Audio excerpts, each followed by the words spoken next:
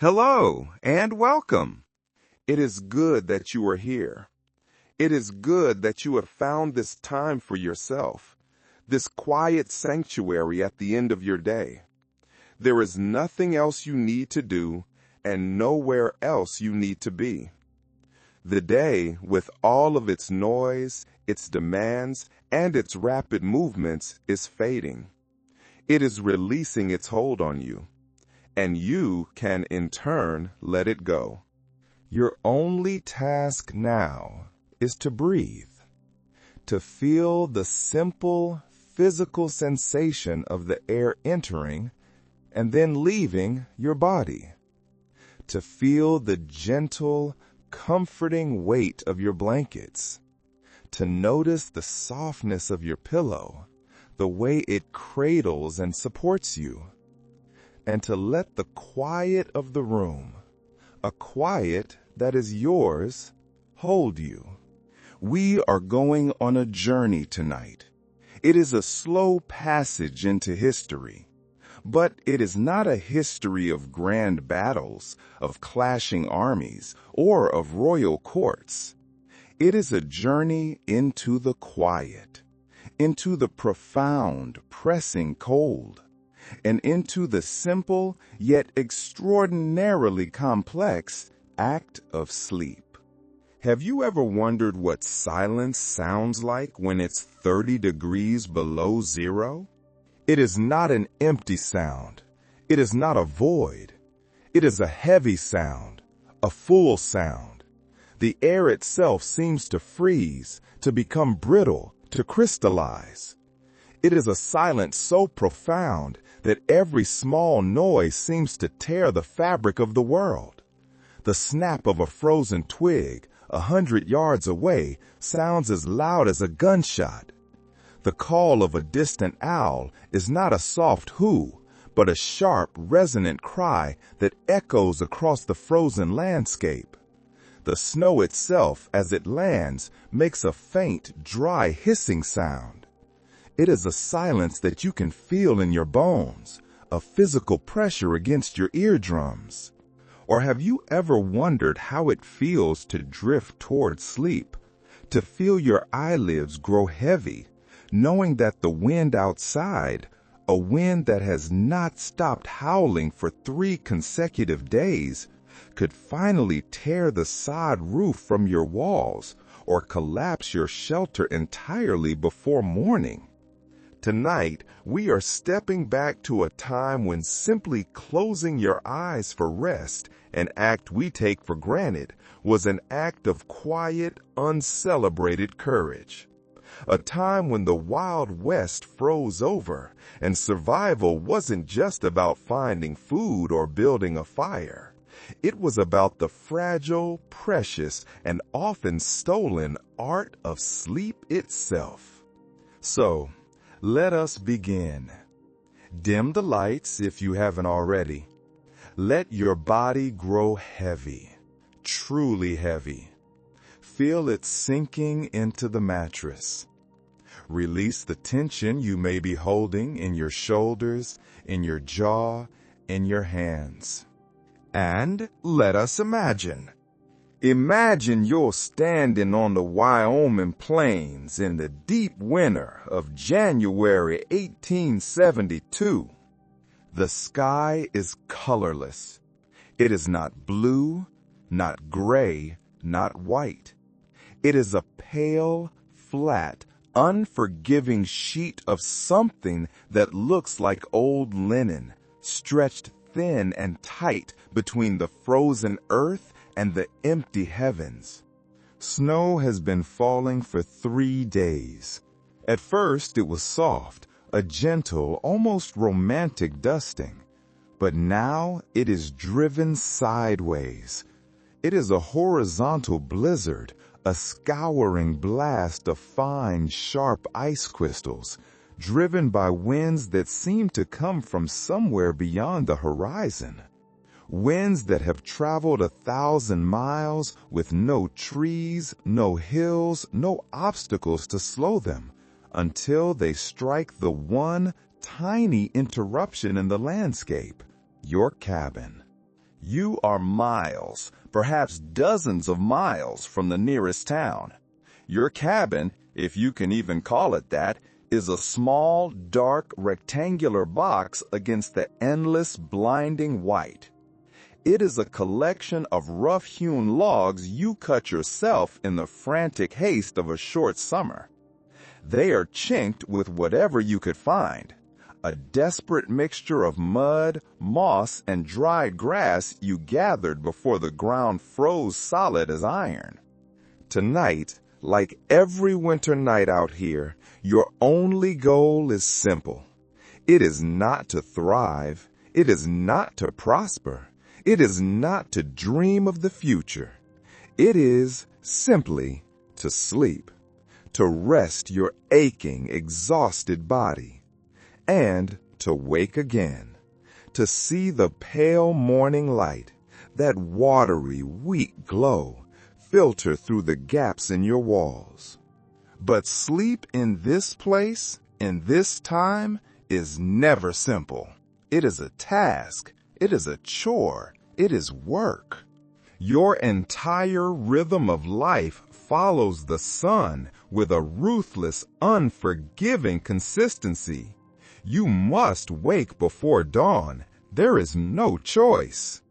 The fire, the absolute center of your small world, the beating heart of your shelter, has died to a small pile of red-black embers during the long night.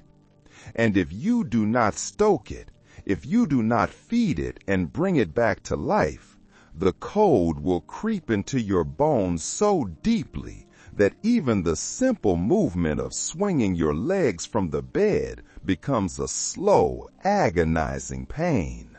Your breath hangs visible in the air inside your cabin. It plumes in front of your face, a small white cloud. The single room you call home has frosted over on the inside of the walls.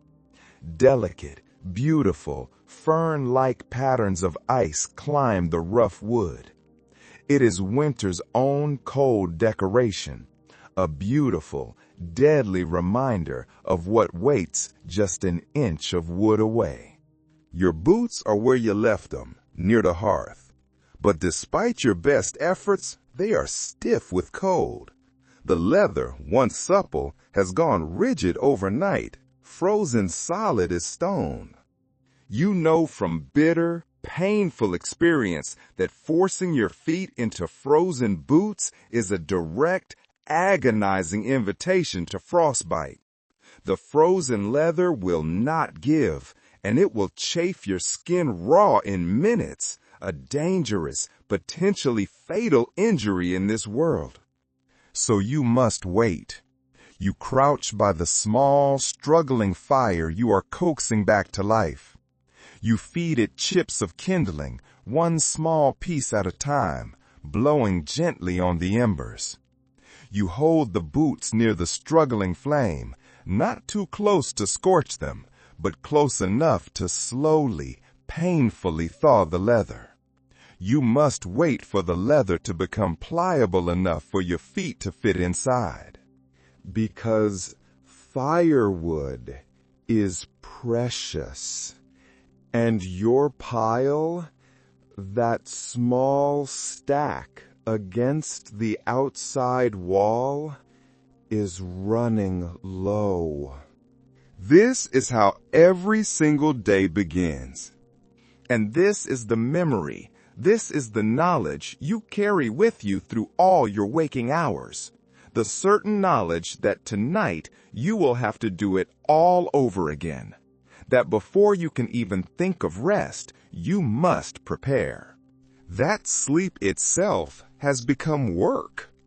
Let us walk slowly through what it means to seek rest in the frozen heart of the Wild West winter. Let us look more closely at this shelter, this small box you have built, this claim on a vast, indifferent landscape. It could be Montana territory, or Dakota, or the high, thin-aired country of Colorado. The place matters less than the condition. The walls are logs, yes, but they are not the neat, precisely fitted, saddle-notched logs of a storybook cabin. You were not a craftsman.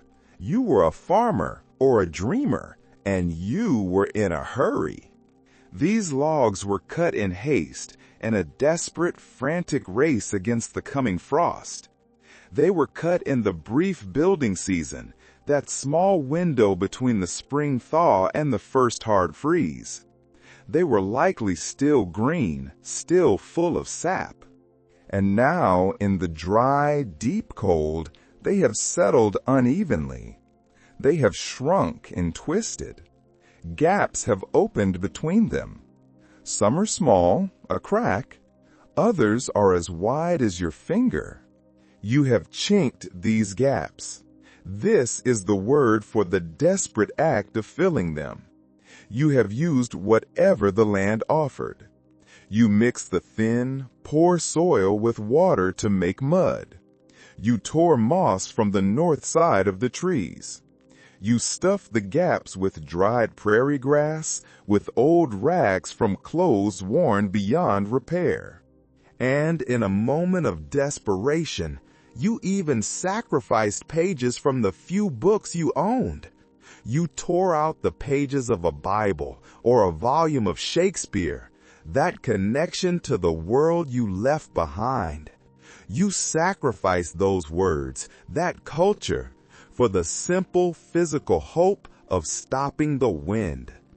But the wind still finds its way through. At night, lying on your narrow bed, you can feel it. It is not a gentle breeze. It is a thin, sharp, probing draft. You can feel it moving across your face like cold, invisible, ghostly fingers exploring in the dark. It finds the one small exposed patch of your skin. It is a constant physical reminder that the outside world is not just outside. It is in here with you. Now, let us look up at the roof. It is not made of shingles. It is not made of wood. It is a sod roof. You cut these heavy blocks of earth and tangled grass from the prairie floor and laid them, one by one, over a rough planking, which itself rests on a central ridge pole. When it rains in the summer, this roof grows heavy and it drips, a constant muddy plip, plip, plip, into a bucket on the floor. When it snows in the winter, the weight is immense. It presses down on the cabin, making the walls groan.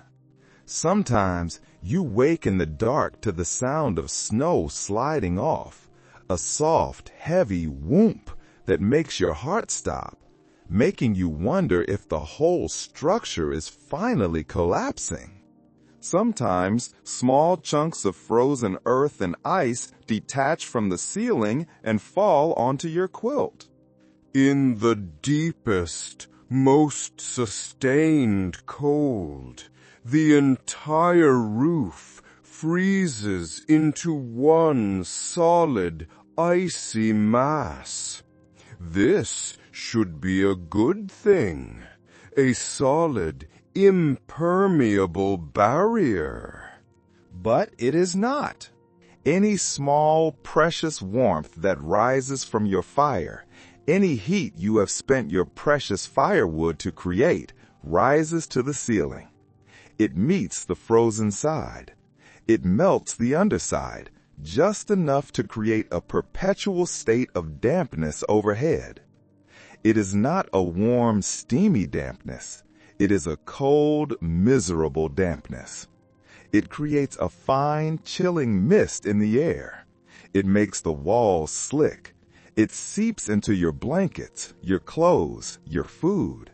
You have one window. It is a small, square opening cut into the logs. It has no glass. Glass is a luxury for another life. It is expensive. It is heavy. and the nearest supply is hundreds of miles away, a journey that would take weeks by wagon, a journey impossible in winter. So you have covered the opening with oiled paper. You took simple paper and rubbed it with animal fat to make it translucent and waterproof. You stretched this paper over a simple wooden frame. During the day, it lets in a pale, watery, colorless light. It is just enough to see the shapes of the room, but not enough to read by. Not enough to feel like true daylight. At night, this paper square is just another weak point. It is another thin membrane for the killing cold to seep in. It rattles and hums with the force of the wind. You have hung a scrap of canvas over it, perhaps from an old wagon cover, adding one more layer, one more thin, inadequate shield between you and the wilderness outside. This is your fortress. This is your home. It is a small, dim, damp space, rarely more than 12 by 12 feet. It is filled with the constant, biting smell of wood smoke. Not the pleasant, aromatic smoke of dry hardwood, but the acrid, sour smoke of green or damp cottonwood. It smells of damp wool, of the faint, earthy, almost moldy scent of the sod roof, and of the salt pork you fried for your morning meal. And as the sun, that pale disk, begins to vanish behind the horizon, this small space grows even colder. The walls, the floor, the very air inside seems to be radiating a penetrating chill, a chill that settles deep into your muscles and your bones. And now you must think about the one place you are supposed to find comfort. You must think about your bed. Your bed is not what people from the eastern cities, people from Boston or Philadelphia, would recognize as a bed. It is a simple, crude wooden frame, perhaps built directly into the corner of the cabin to gain warmth from the two adjoining walls. There are no springs. Metal springs are a manufactured luxury, heavy and expensive to transport. Instead, ropes are strung across the frame in a grid. You pulled these ropes as tight as you possibly could until your hands were raw, creating a taut, webbed surface. This is your spring. On top of this rope grid is your mattress. It is a thin mattress, a simple, large sack sewn from canvas or burlap. And it is stuffed with whatever you could find. It is stuffed with prairie grass and straw, the leavings from your meager harvest.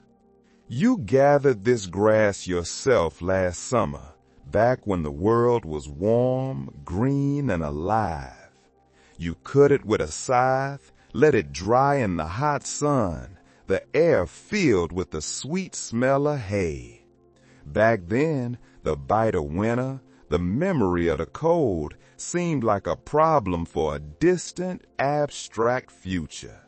Now, that future is here. Lying on this mattress night after night, you feel every brittle stem, every sharp, unyielding stalk. The straw has compressed under your weight, offering less and less cushioning as the winter wears on. It is only slightly better than lying on the cold, hard planks of the floor, and it too smells faintly damp, a musty, earthy smell.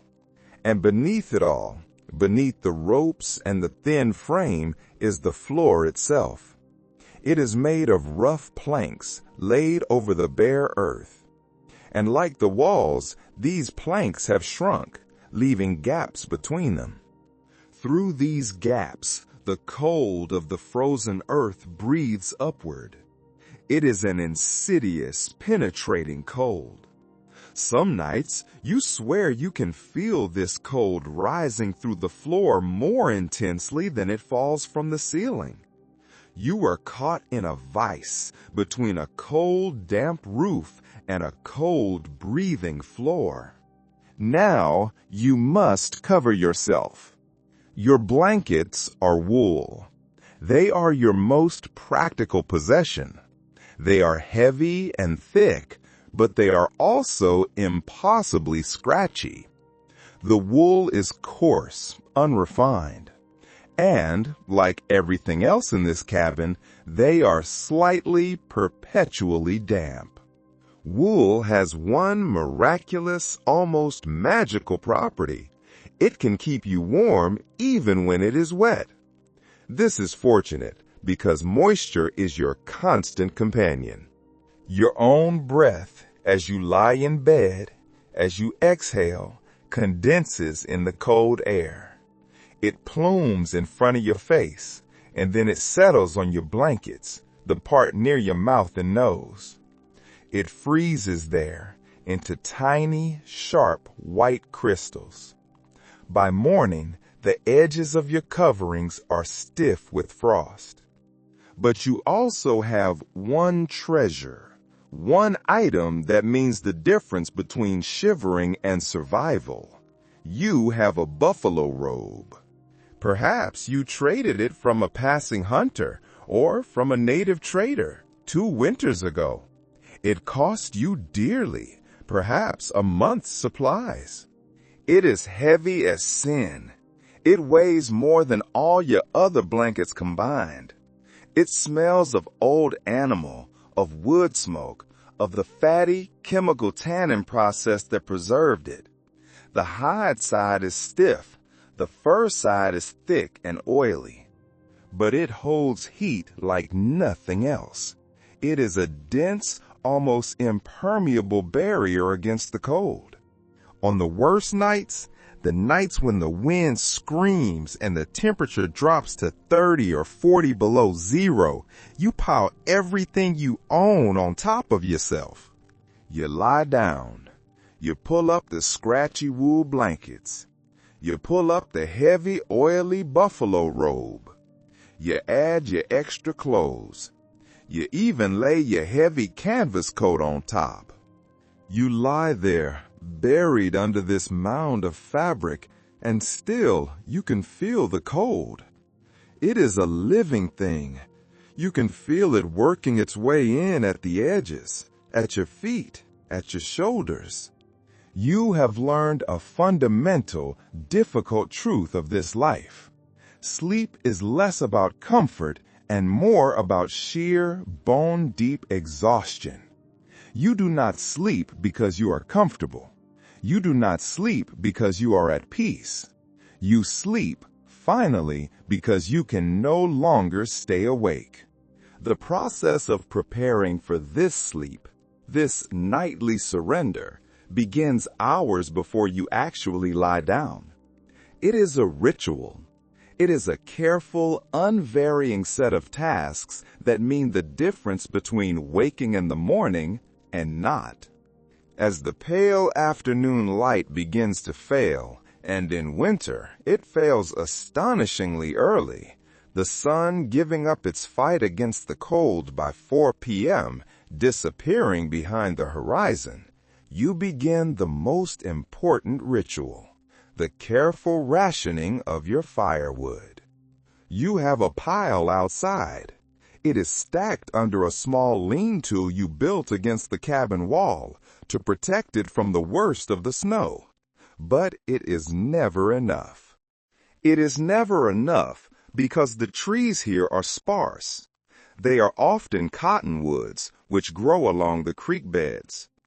This wood is stringy, and it burns fast and hot, but with little lasting warmth. It is not the dense, slow-burning hardwood you remember from the East. Good, dry firewood requires a full summer of planning, a full season of cutting, splitting, and stacking, letting the sun and wind season the wood. You did not have that time. You were too busy. You were trying to grow food in the hard soil. You were trying to build this cabin. You were trying to do the 100 other things that survival demands. So your wood is often green or damp.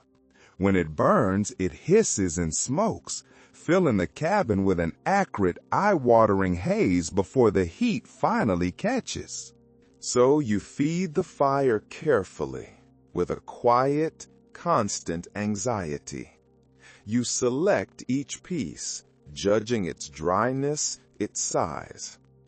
Just enough to keep the worst of the bone-deep chill at bay. Just enough to warm the small cast-iron pot of weak broth you were having for supper. Your meal is simple. It has been simple for months. Dried beans, perhaps, that have been soaking all day, slowly softening by the fire. A bit of salt pork, if you are lucky, for flavor and precious, life-giving fat. Water that you hauled from the frozen creek, a task that involved chopping a hole through a foot of ice. Or, more likely, water that you melted from a bucket of snow, a slow, time-consuming task that uses yet more of your precious wood. You eat slowly. You sit on a low, three-legged stool as close to the hearth as you can without scorching your clothes. You feel the intense, direct heat on your face, on your shins, on your hands as you hold the bowl. But your back, turned to the rest of the dark, cold room, remains cold. Your cabin is too small and too poorly sealed to ever achieve an even comfortable warmth. There are only zones. There is the blast zone, the few feet of intense heat right by the fire, and then there is everywhere else, which is cold. After your simple meal, you attend to the small tasks that have become ritual. You check the door. It is a rough plank door, hung on leather hinges. You make sure it is barred, not just against the wind, but against animals. You stand by the door for a moment, and you listen. You have heard wolves howling in the distance most nights. Their voices slide through the darkness, a high, lonely, mournful sound that seems to slide down your spine. It is a sound that makes the small hairs on your neck stand up. It is a reminder of the vast, hungry, and indifferent wilderness that begins just 1 inch outside your thin wooden walls. You check your boots again, positioning them just so by the dying fire. You hope, without much optimism, that they will not freeze quite so solid tonight. You lay out tomorrow's clothes, such as they are, on the stool. You hope the proximity to the dying heat will make them slightly less frigid when you must pull them on in the freezing darkness of the morning. And then it is time for the most important, the most delicate ritual of the night. You add 1 more log to the fire. You select it carefully from your small indoor pile. It is probably the last one you can spare until morning. You have learned, through painful trial and error, how to build a fire that will burn low and slow through the long 15-hour night. Banking the coals, they call it. It is an art. It is a science. It is a prayer. You wait until the log has caught and the fire is burning steadily. Then you take a small shovel and you carefully cover the glowing red-hot embers with a thick insulating layer of the gray ash from previous fires. You must cover them completely, suffocating the open flame, slowing the consumption of the wood. But you must not cover them so much that you extinguish the heat itself. It is a delicate, precise balance. Sometimes you get it right. You wake in the pitch black of 4 a.m., and when you scrape away the ash, you find a small, precious bed of glowing red embers, which you can coax back to flame. Sometimes you get it wrong. You wake to cold, gray, dead ashes, and you must face the much harder, much colder, and more dangerous task of starting a new fire from scratch with numb fingers in the total darkness. And then, finally, there is nothing left to do but sleep. You approach your bed. Even from a few feet away, you can feel the cold radiating from it. The straw mattress, the damp wool blankets, they have been sitting in the ambient temperature of the cabin all day, which means they are cold. Not frozen solid, but cold enough that the act of getting into them will be a physical shock to your body. Some settlers have learned a trick. You have learned this trick. You heat stones in the fire, smooth river stones, until they are almost too hot to touch. You wrap them in scraps of old cloth, old rags, so they do not scorch your blankets. You place these hot, wrapped stones in the bed down by the foot to warm it before you lie down. You have tried this. The stones work. They work beautifully for about an hour. They create a pocket of deep, penetrating, localized warmth. It is a feeling of pure, primitive salvation. Then, after an hour, the heat has dissipated, and they are just heavy, cooling, awkward rocks taking up space under your blankets and pressing against your legs. Still, sometimes you do it anyway, because that first hour of warmth, that first hour of tricking your body into relaxing is worth the awkwardness later. You do not undress for bed. The very idea is absurd. To expose your skin to this air would be a form of madness. You sleep in your clothes. You sleep in your wool shirt, your long underwear, which you have likely not taken off in weeks, and your thickest wool socks. Sometimes on the coldest nights, you even keep your trousers on. You've slept with your hat pulled down over your ears or a scarf wrapped around your head. Modesty and comfort are luxuries for people who have heat to spare. You have neither. You lie down. The cold of the straw mattress seeps through your layers of clothing immediately, a damp, chilling sensation. You pull the blankets up, one by one, arranging them, tucking them in. You pull them high.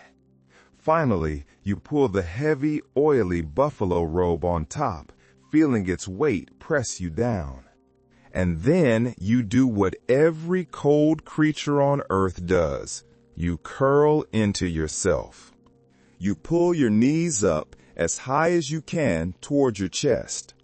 You tuck your hands under your arms or between your thighs, anywhere to preserve the precious warmth of your skin. You try to make yourself as small as possible, a tight, compressed ball. You are trying to conserve every last calorie of your body's heat. Your breath, warm and moist, frosts in the air above your face. You pull the blankets up higher, over your mouth, over your nose, until just your eyes are exposed, or perhaps only a tiny tunnel for air. This is the position you will maintain, more or less, for the next 8, 10, or 12 hours. You will not find deep restorative sleep. You will doze. You will wake shivering. You will shift, trying to find a new position that doesn't ache. You will listen to the wind, and you will wait for morning. The sounds of the night on the winter frontier are particular. They are not the gentle, peaceful sounds of a sleeping world.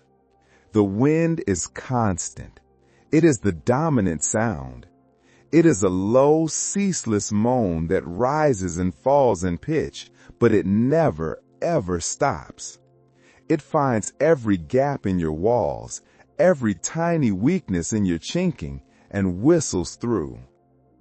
The sounds range from a soft, mournful whisper to a sharp, high-pitched, maddening shriek that sets your teeth on edge and seems to get inside your head. The cabin itself makes sounds.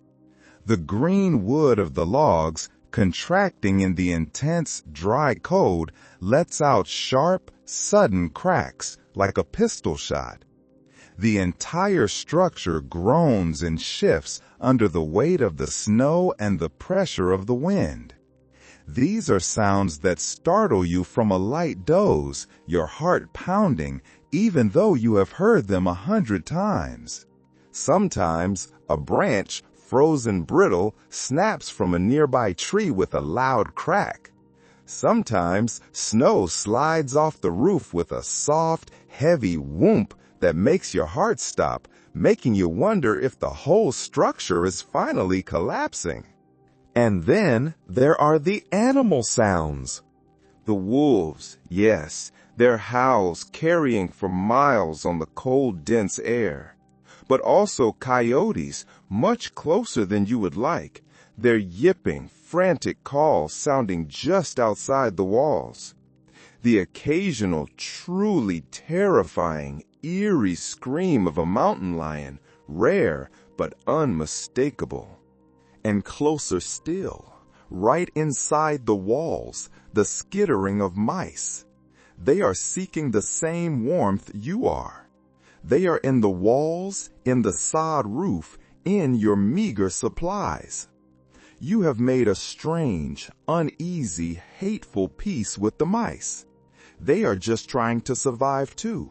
Sleep does not come easily. Your body is tired, a deep, bone-deep exhaustion from the endless, grinding physical labor of frontier life. But your mind resists. There is a low-level, constant anxiety that accompanies every winter night, an awareness that you are profoundly, completely, and totally vulnerable. The fire could go out. That is the primary fear. The temperature, which is already 20 below, could drop even further. A blizzard, a true blizzard, could blow in, trapping you inside for days, burying your cabin completely under a 10-foot drift, making escape impossible. These thoughts circle like the wolves outside. You have to breathe through them, slow and steady, consciously willing yourself toward rest. And the dangers are not just in your mind. They are terrifyingly real. Frostbite is a constant threat. If your feet slip from under the blankets, if your hand becomes exposed, the tissue can freeze in minutes, turning white, waxy, and numb. You might not even feel it until morning, when it is too late. Carbon monoxide is the silent killer.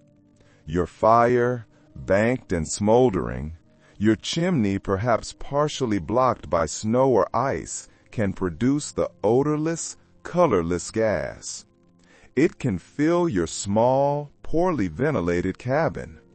It can take an entire family sleeping peacefully before morning, with no warning at all. And then there is the most insidious danger, hypothermia, the great cold. The strangest, most cruel thing about it is that it makes you sleepy. It does not feel like a violent attack. It feels like a gentle surrender. As your core body temperature drops, you stop shivering. You feel confused. You might even feel a sudden, paradoxical sensation of warmth, a flush. You've heard the stories of travelers found in the spring, curled in their blankets as if sleeping peacefully, sometimes even having removed their coats. They stopped feeling the cold. They felt warm, they felt tired, and in that moment, they were lost. The line between deep, exhausted sleep, and the final, fatal sleep of hypothermia becomes terrifyingly, imperceptibly thin. So you monitor yourself, even in your half-conscious state. Are your feet numb? Can you still feel your hands? Is the cold making you confused?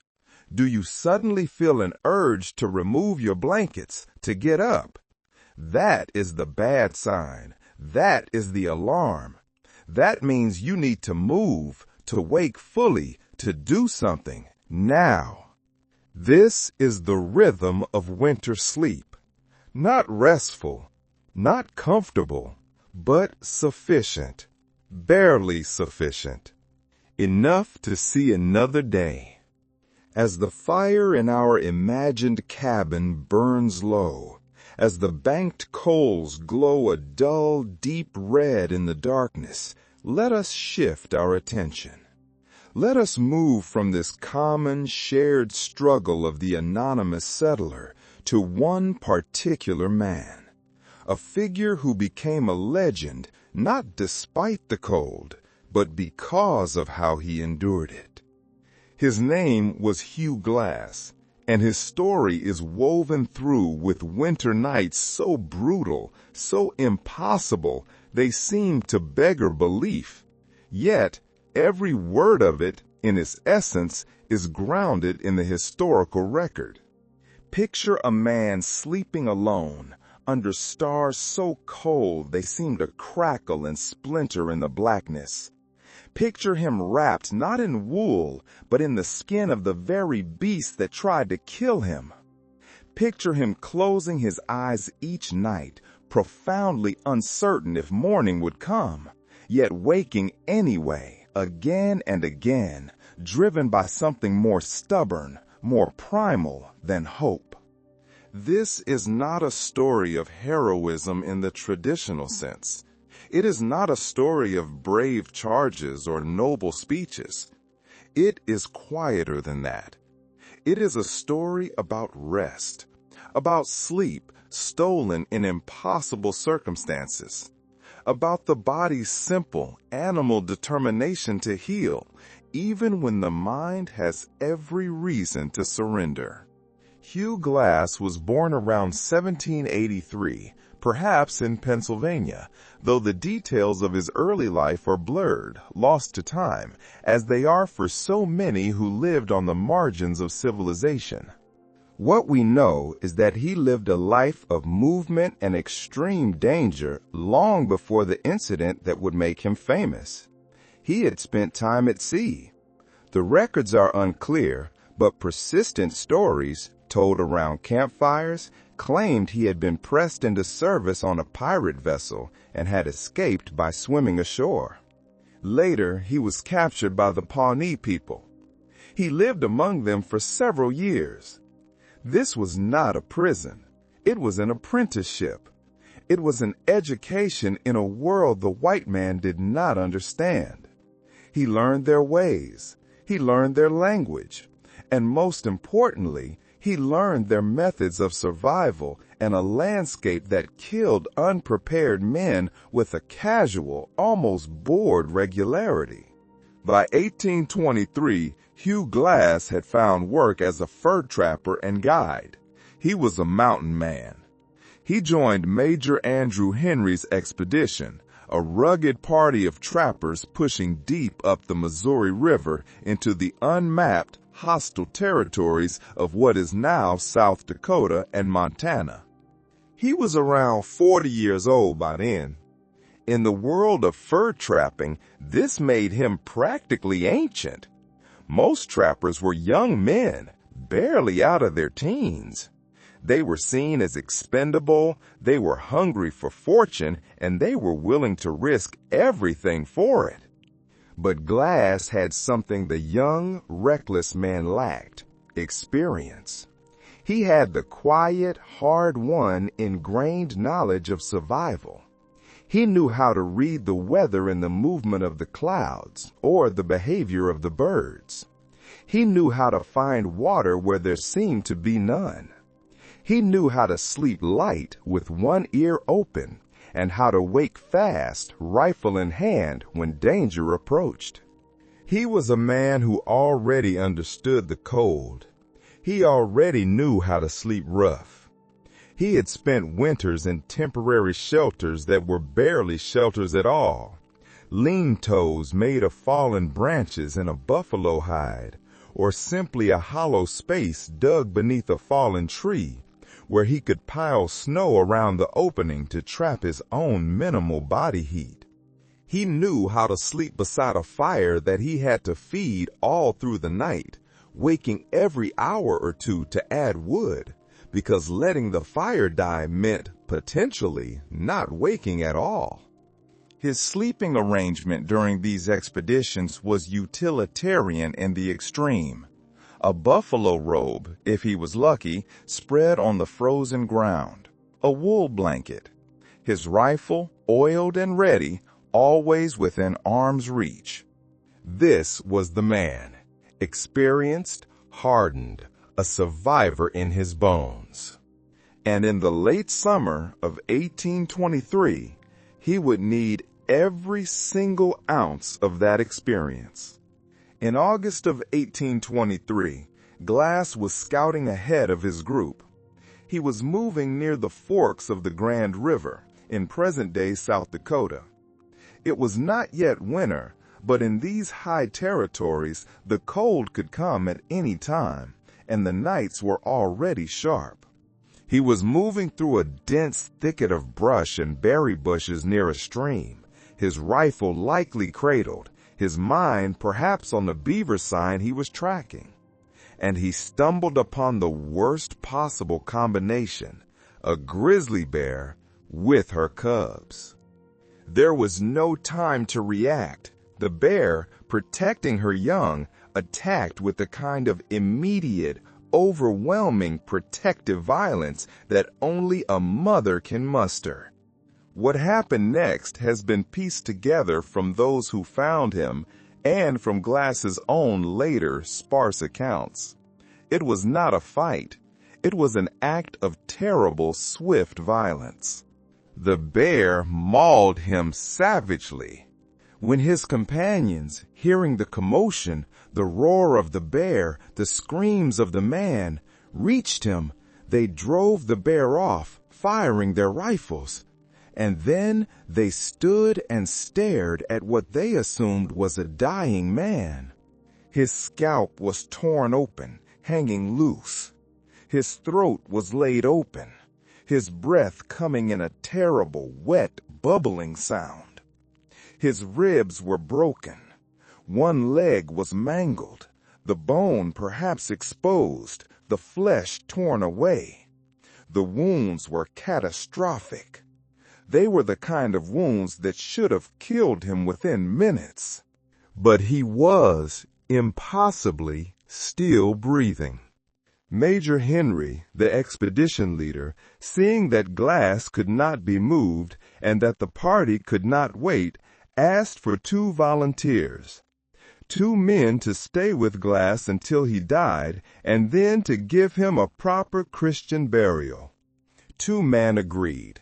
John Fitzgerald, an older, more cynical trapper, and a very young man, perhaps only 19, named Jim Bridger, who would later, ironically, become one of the most famous and respected mountain men in his own right. They would receive extra pay for performing this grim, final duty. The rest of the party, needing to move on before the weather turned, took their supplies and left. Fitzgerald and Bridger waited. 1 day passed. 2 days. Hugh Glass, lying in a feverish, bloody haze, clung to life. He clung to it with a tenacity that must have seemed unnatural, even frightening, to the 2 men watching him. But the territory was dangerous. The Arikara warriors were hostile to the trappers. The possibility of an attack was very real.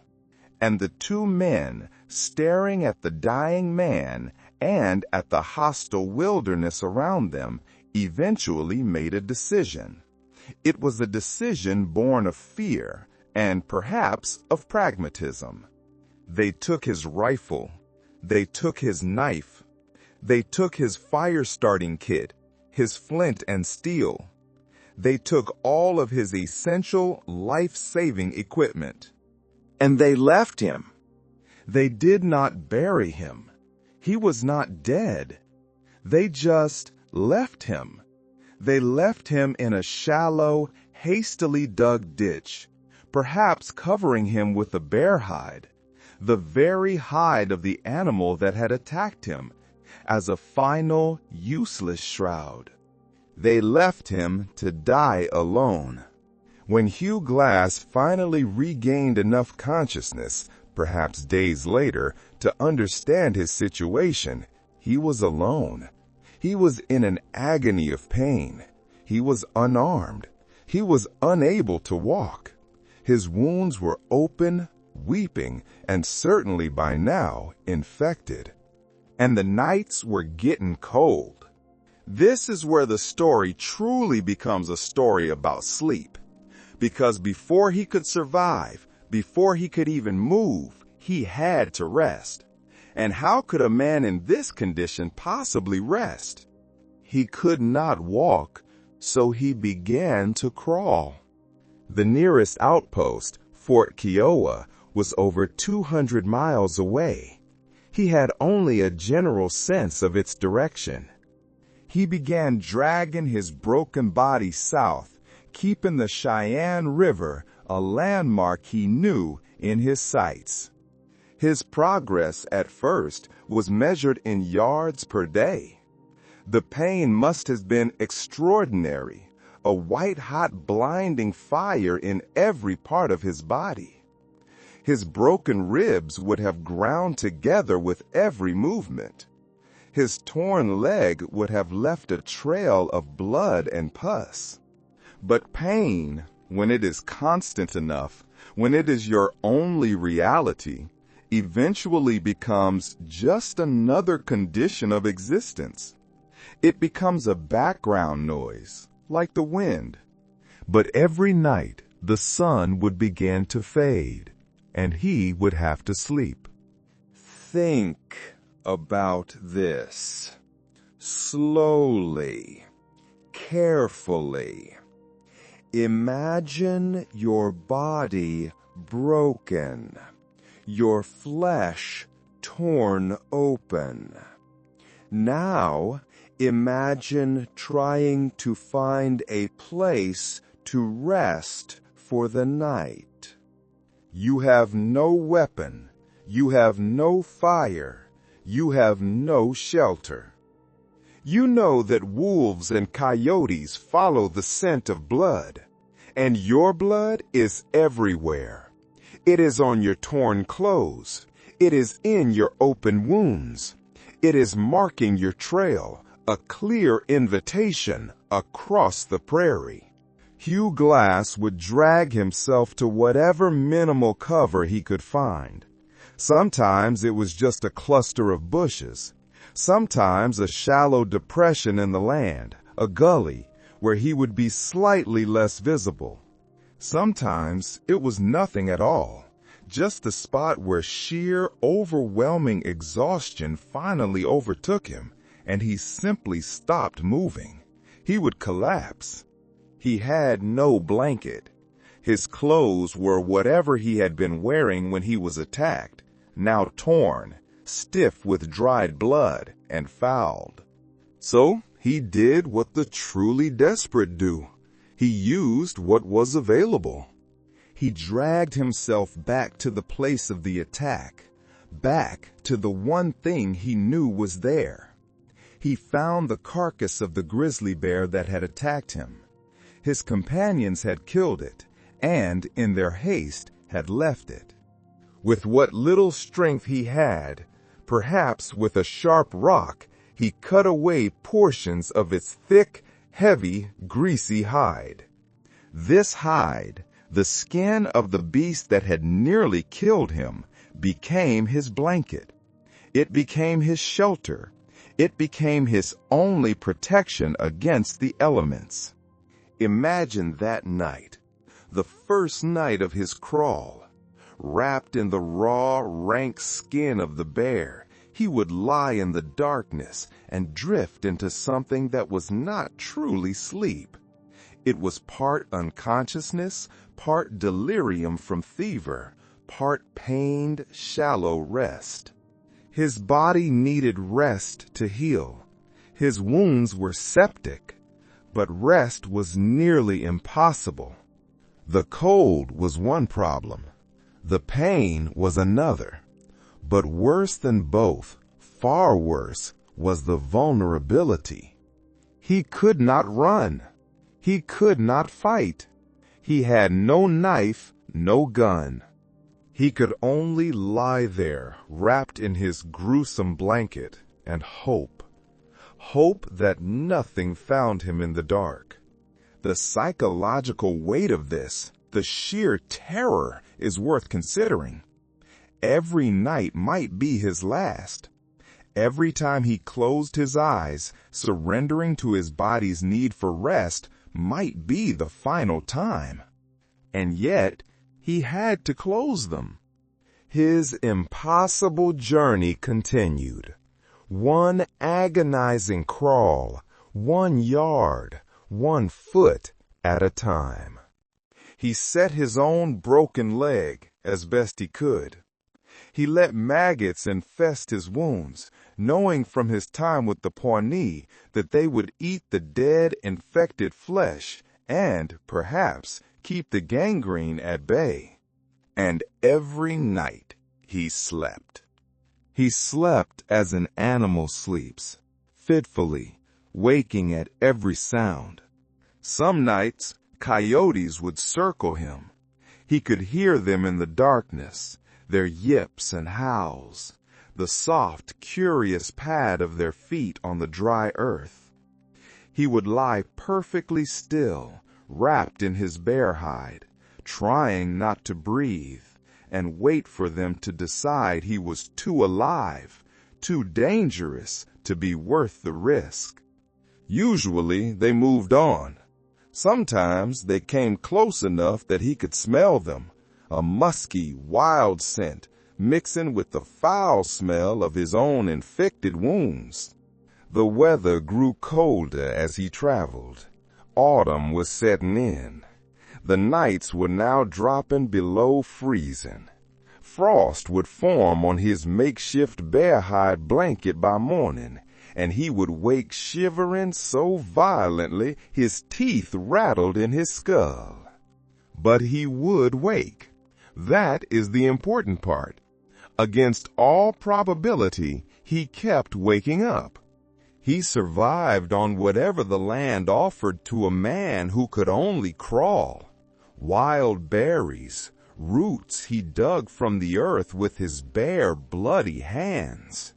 At one point, he witnessed a pack of wolves take down a buffalo calf. He lay hidden, watching, waiting with a desperate patience. After the wolves had eaten their fill and left, he dragged himself to the carcass. He fed on the raw leftover meat. This provided not only food, precious calories, but material. He cut more hide from the buffalo, layering it with the bearskin. He was, piece by piece, building a better, warmer sleeping insulation. As the weeks passed, his wounds impossibly began to close. His body was, slowly, knitting itself back together. His crawling became more efficient. He could cover more ground each day. But the nights remained brutal. As his strength slowly, minimally returned, he was able to build small fires. Perhaps he found a piece of flint or used the sun. This changed everything. Fire meant warmth, yes. The first real warmth he had felt in weeks. But it also meant protection.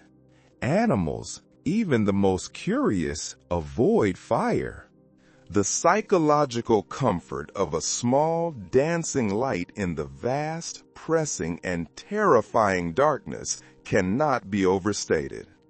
Sleep came easier with fire. Not easy, never easy, but easier. He could rest for an hour at a time instead of just minutes. He began to encounter other people, a group of friendly Lakota who, seeing his pitiful state, did not harm him. They gave him food and perhaps a real blanket. Later, a French trading party floating down the river found him. They gave him a ride on their keelboat for the last few score miles. By the time Hugh Glass reached Fort Kiowa, it was early October. He had been traveling for 6 weeks. He had covered over 200 miles by crawling and walking and floating. The inhabitants of the fort, rough men themselves, were astonished to see him. They had heard the story from other trappers of the man who had been mauled and left for dead. And here he was, walking, barely but walking, into their compound. His wounds had closed into angry, terrible purple scars. His body was emaciated, a skeleton covered in skin. But he was alive. He slept in a real bed that night, in a room with walls and a roof, under actual wool blankets with a real fire and a proper fireplace. And according to the accounts, he slept for nearly 24 hours straight. His body, his mind, finally given permission to fully rest, finally released the terrible constant vigilance that had kept him alive through all those frozen, terrifying nights alone in the wilderness. Hugh Glass survived, in part, because he had learned from the indigenous peoples of the plains. He had learned their resilience, their knowledge of the land. And as we drift further into the winter night, let us turn from the settlers' desperate, isolated struggle toward the edges of mystery, toward the people who had been surviving and thriving in these winters for thousands of years. The frontier was a place where European settlers, with their iron tools and fixed ideas, encountered ways of living they did not, and often could not, understand. And much of that knowledge, that ancient wisdom, was centered around a structure that the settlers often dismissed as a primitive tent.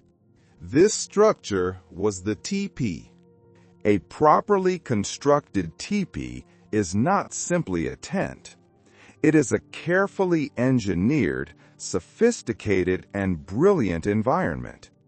It works with the forces of fire, wind, and temperature in ways that seem almost magical, until you understand the physics involved.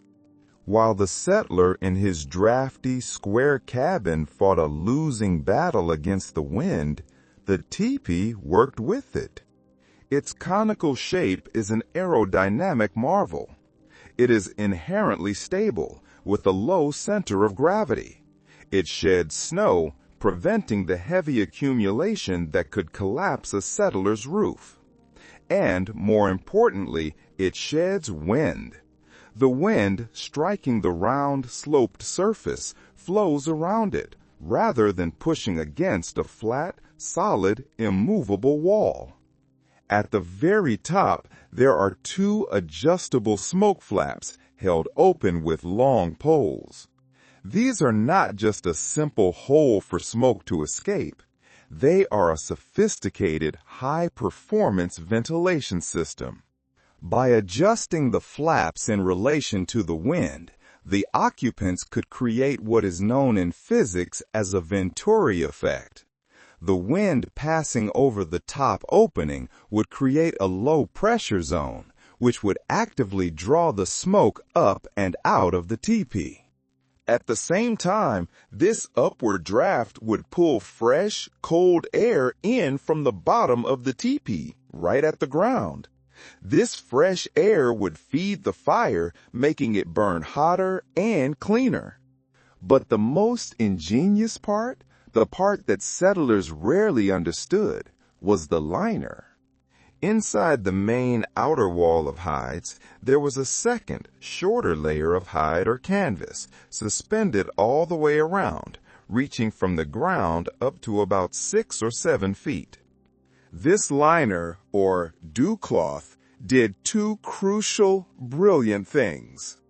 First, it created a pocket of trapped, still air between the two layers. This was a highly effective form of insulation, much like a modern double-pane window or the down in a sleeping bag. Second, any cold drafts that were pulled in under the edge of the teepee, part of that brilliant ventilation system, would hit this inner liner. They would be blocks from blowing across the floor. Instead, they would be directed upward into the space between the walls, where the draft would then carry them up and out with the smoke. This meant that the air in the living space, on the floor, where the people sat and slept, was remarkably still, warm, and draft-free. The settler in his cabin, with cold air streaming through his chinkin, feeling that cold finger on his face all night, would have wept for such an invention. The construction itself was a feat of knowledge, passed down through generations. The poles were not just any poles. They were cut at specific times of the year from specific trees like lodgepole pine, treated and cured to be both flexible and incredibly strong. The hides, often buffalo, were tanned by women, a difficult, expert process, leaving them breathable yet weather-resistant. The entire structure could be assembled or taken down in under an hour by a skilled family. Yet, when erected, it could withstand winds that would flatten a settler's cabin or tear a sod roof to pieces. But here is where it becomes mysterious. Native peoples, the Lakota, the Cheyenne, the Arapaho, would sleep in these teepees through winter nights that regularly dropped to 30 or 40 degrees below zero. And by all accounts, they slept well. They slept in comfort, better than the settlers in their permanent log cabins. How? Archaeological work on historical teepee sites combined with the anthropological records has revealed some of the answers. It was a system. The sleeping areas were not placed randomly. They were positioned precisely, never directly under the central smoke hole where cold air might fall, but along the back curve of the teepee, away from the door, where the inner liner created the warmest, most insulated pocket. Crucially, families would sleep on raised platforms. These were not heavy, crude wooden beds. They were light, flexible platforms, often woven from willow branches, which were then placed on the ground. This simple act of raising their bodies even a few inches off the frozen, heat-sucking earth was a profound innovation. It prevented the ground from pulling the warmth from their bodies through conduction. On top of these willow platforms, they layered their bedding. The fire in the center, always small and efficient, was carefully tended through the night. The conical shape of the teepee and the inner liner amplified and distributed its radiant heat surprisingly well. The layering of their sleeping materials followed principles that modern sleeping bag designers would recognize and admire. The bottom layers might be thicker, coarser hides. The top layers, the ones they slept under, were prized, winter-count buffalo robes, taken when the fur was at its thickest. This fur provided incredible insulation, trapping air. but it also wicked away body moisture, breathing it out, preventing the cold, clammy dampness that plagued the settler in his wool blankets. Some accounts speak of 4 or 5 layers of hides and furs, arranged in a specific, practiced order to maximize warmth and minimize weight. But there was more to it than just engineering. It was a culture of sleep. There were sleep rituals. There were songs sung softly before bedding down.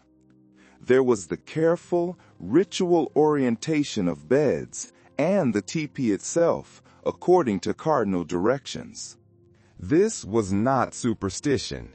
It was practical knowledge, encoded in tradition, passed down from mother to daughter, father to son. For example, sleeping with your head to the west, away from the door, which often faced east to greet the morning sun and turn its back to the prevailing westerlies, was not just a spiritual act. It was practical. It kept your head away from the coldest part of the shelter. The evening routine was a careful communal choreography. As darkness fell, the fire would be built up and stones would be heated in it. These hot stones would be placed around the sleeping area, not in the beds where they would cool, but near them on the ground, radiating a gentle, steady warmth through the first hours of the night. Children, the most vulnerable, would be bundled first. They would be placed in the warmest, safest spots between the adults. The adults would arrange themselves around the perimeter, their own bodies creating an additional windbreak, a human wall of warmth for the young and the elderly. It was a communal, intelligent, and deeply practiced way of life, perfected over thousands of unforgiving winters. It was a wisdom the settlers, in their haste and their arrogance, often failed to see. And then there are the dream practices. For many plains cultures, the long, dark, quiet nights of winter were not something to be endured. They were not dead time. They were a time of great spiritual significance, a time of introspection and connection. The long nights were seen as a time when the barrier between the physical, waking world and the spirit world grew thin. The cold, the dark, the silence, these were not enemies, but tools. They stripped away the noise and distractions of the waking summer world. People would prepare themselves for significant dreams. They might fast or pray or use a sweat lodge to purify themselves before sleep. They might sleep with sacred objects, a personal medicine bundle, specific stones, or feathers from a sacred bird, placed beneath their heads or held in their hand. Young men, seeking a woe-to-way or vision to guide their lives, would sometimes be sent to sleep alone, away from the main camp, in a small, isolated structure, or even out on the open prairie with just a buffalo robe. They would invite the harshness of the environment, the cold and the fear, to strip away their superficial self and reveal a deeper, guiding truth. The question that haunts researchers, that lies at the intersection of anthropology and neurology, is this: were these dreams purely spiritual experiences, or were they also, in part, affected by the unique physical conditions of winter sleep? Think about the atmosphere inside a sealed teepee on a sub-zero night. The fire, though well ventilated, would still produce smoke and consume oxygen. There would be, by modern standards, reduced oxygen in the sealed shelter. There were the nutritional deficiencies that often set in as the winter stores of dried meat and berries dwindled. There was the sensory deprivation of the long, dark, quiet nights. All of these factors, mild hypoxia, smoke inhalation, changes in diet, sensory deprivation, are known to be able to produce altered states of consciousness. They are known to induce vivid dreams, lucid dreams, where the dreamer is aware they are dreaming, and hypnagogic hallucinations. Those vivid, often auditory, dreamlike states that occur just as you are falling asleep or waking up. Missionary journals and traders' diaries from the time are filled with accounts of native people describing their winter dreams with an extraordinary, matter-of-fact vividness. Dreams where they spoke with animal spirits, where they traveled great distances, or where they received complex, detailed prophecies. The Europeans, in their letters, often dismiss these as primitive superstition or the work of the devil. But a modern sleep researcher, reading these same accounts, would recognize precise descriptions of complex neurological phenomena. What if the winter sleep culture of the Plains tribes had, over thousands of generations, learned to navigate and work with the altered consciousness that these harsh winter conditions naturally produced? What if their dream practices were a sophisticated, spiritual response to environmental factors that the European settlers simply endured as misery? These dreams were not just individual, psychological events. They were communal knowledge. A powerful dream, a vision, would be shared with the tribe in the morning. It would be carefully interpreted by elders, by holy men, and it would be acted upon. Dreams guided hunting strategies. They warned of danger from enemies or weather. They determined the timing of sacred ceremonies. In this way, sleep and the dreams that came with it became not just rest, but a form of tribal intelligence gathering, a way of accessing knowledge, of seeing patterns that the waking consciousness, busy with the simple tasks of survival, could not reach. Now let us turn back to the settlers, back to the sod house or the drafty cabin, back to the people who were not guided by millennia of tradition, but were improvising desperately to survive. Let us look at the odd, touching, and mysterious practices that emerged as they tried to survive winters they were utterly, profoundly unprepared for.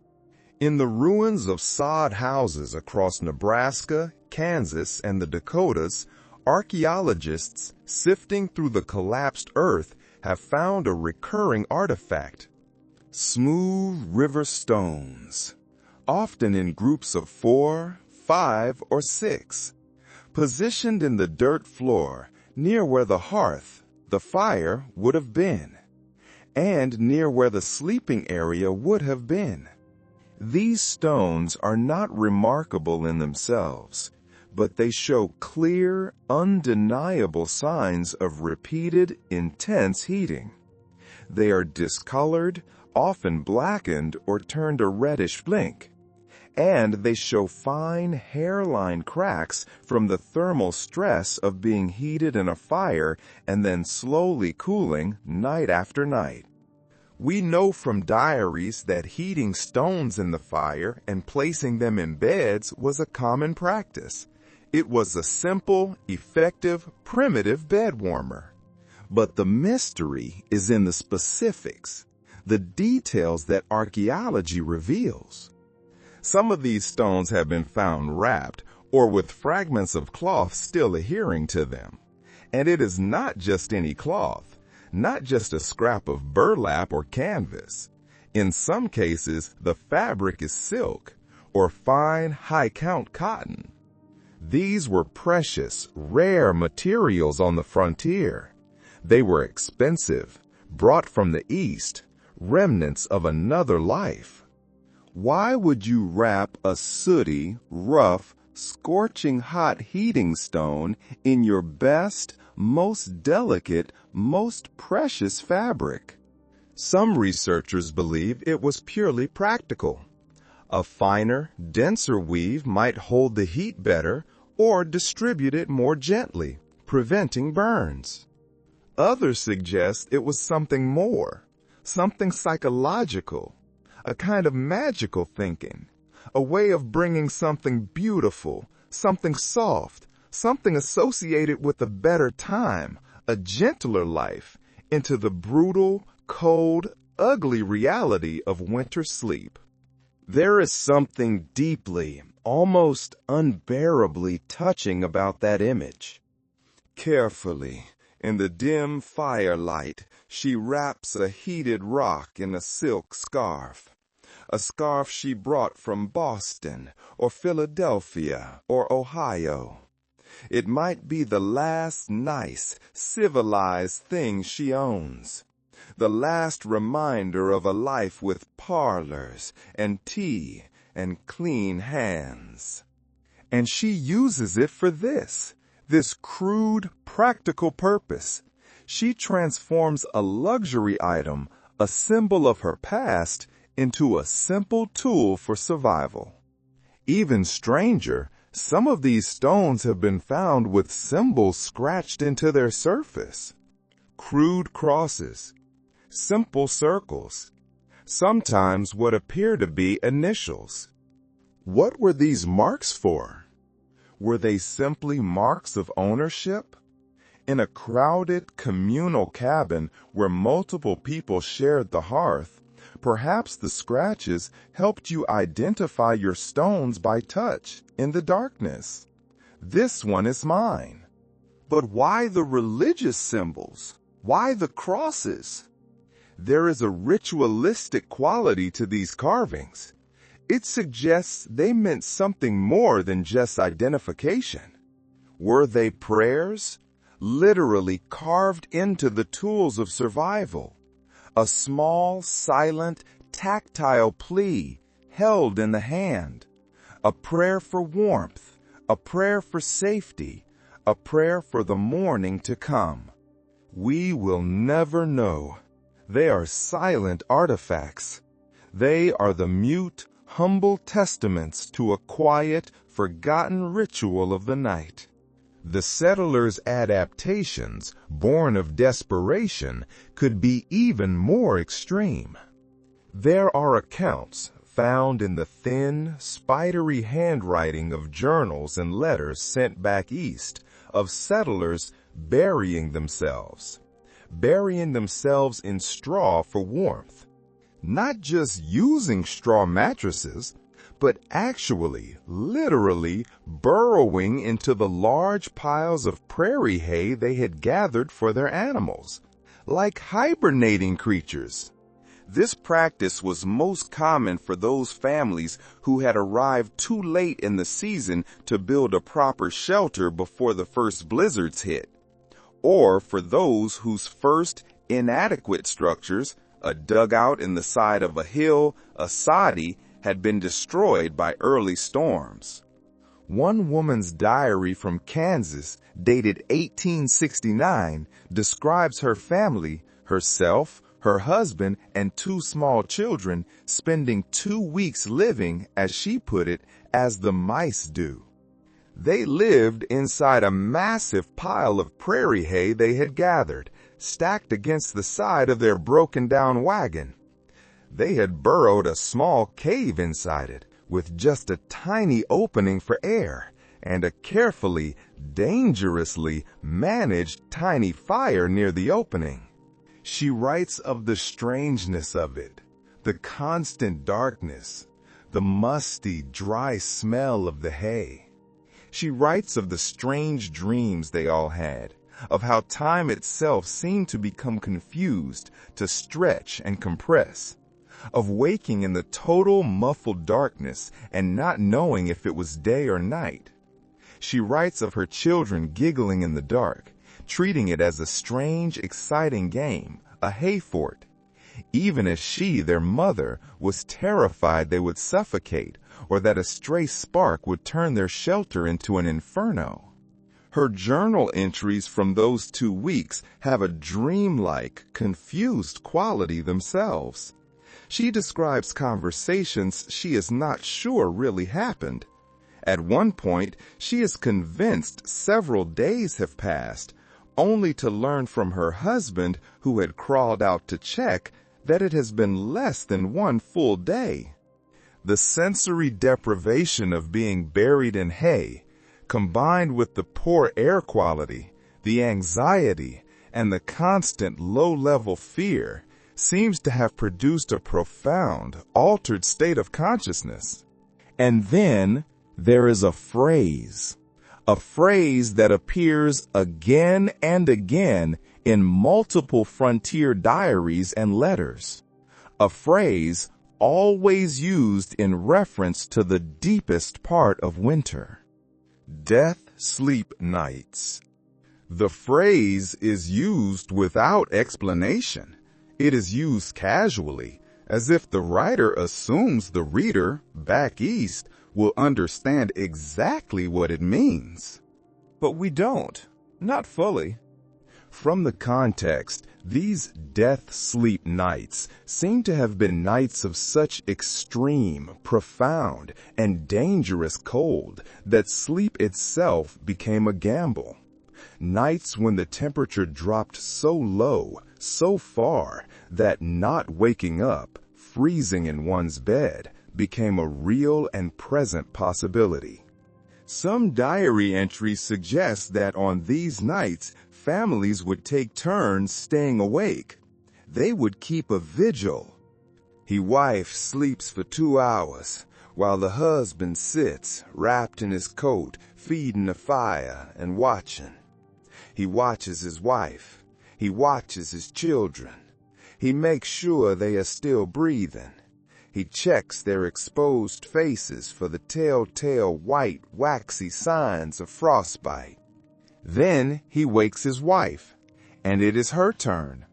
She watches while he sleeps.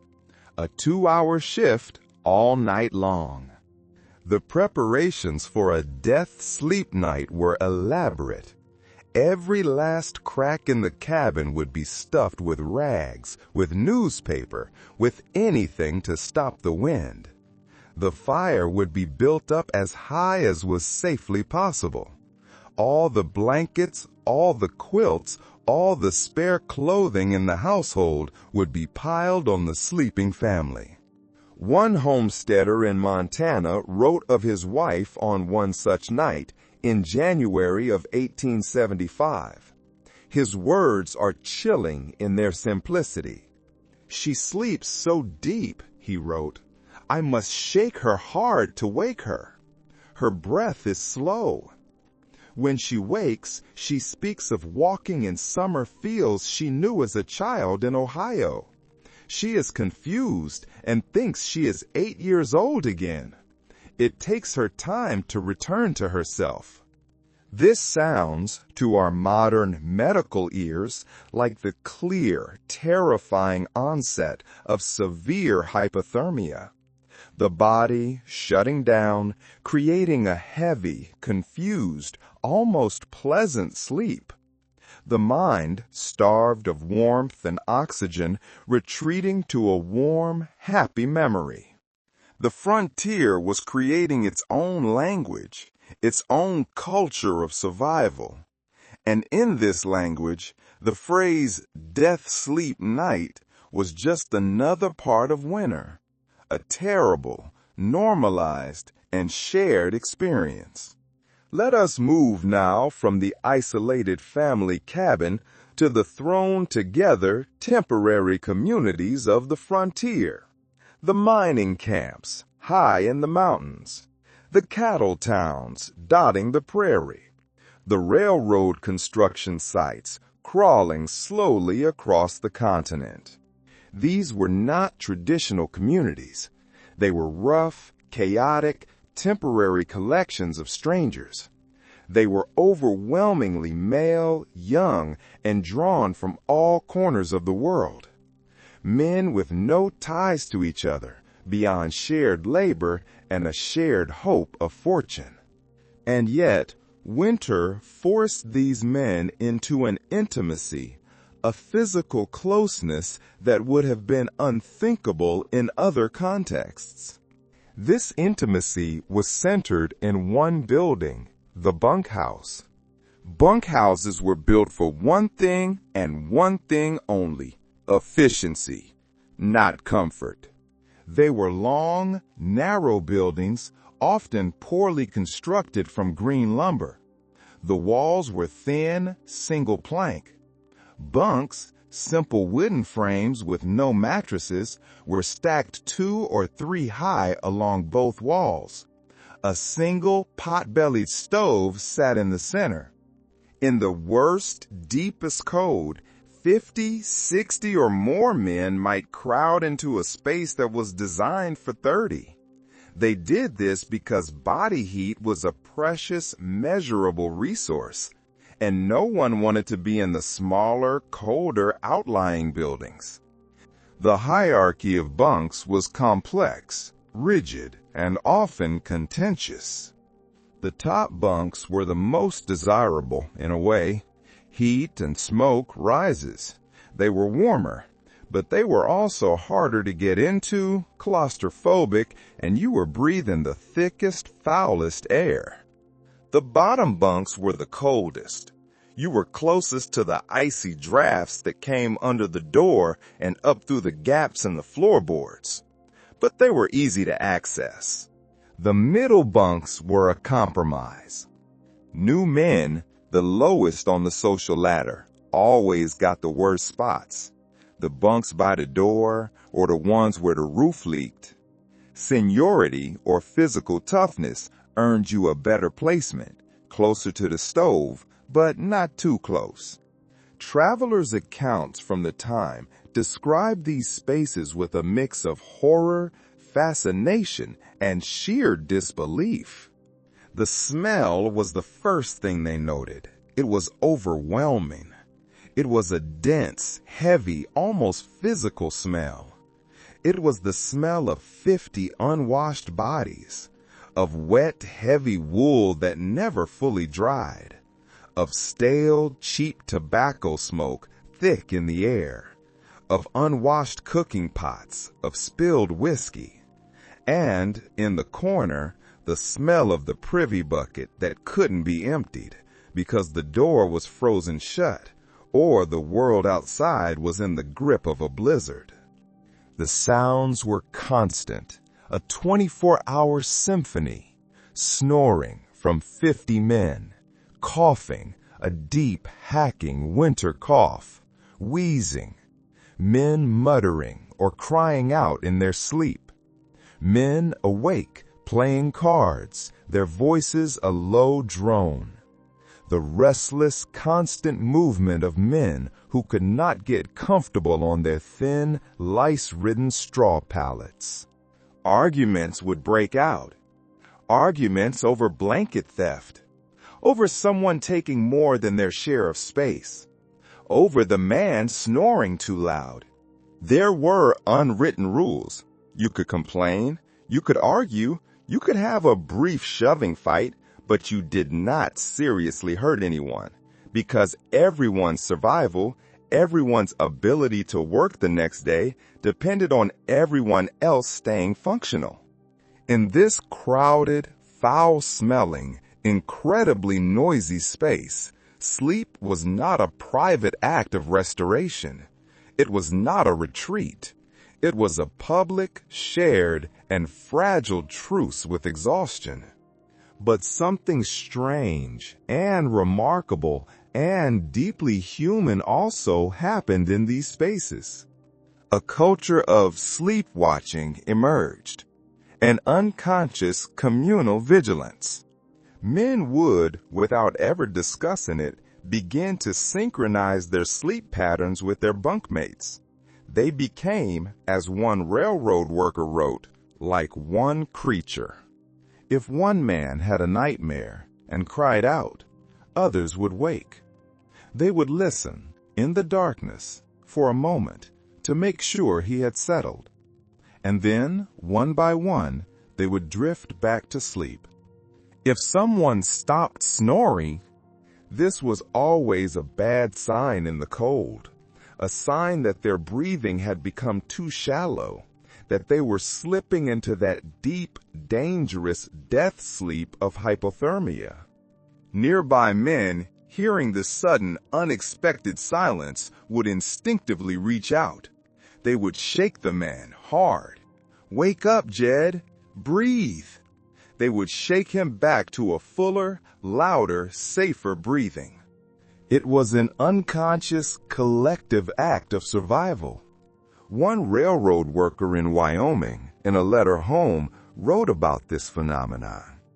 He described waking in the middle of the night and realizing that several men were awake, scattered through the bunkhouse. One was tending the fire. One was standing by the door. They were keeping watch in a silent, rotating pattern, even though no one had discussed it. "It was as if we were one animal," he wrote, "an animal with many eyes, and some of those eyes were always open." Anthropologists call this communal vigilance, and it is seen in other high-stress, high-danger survival situations.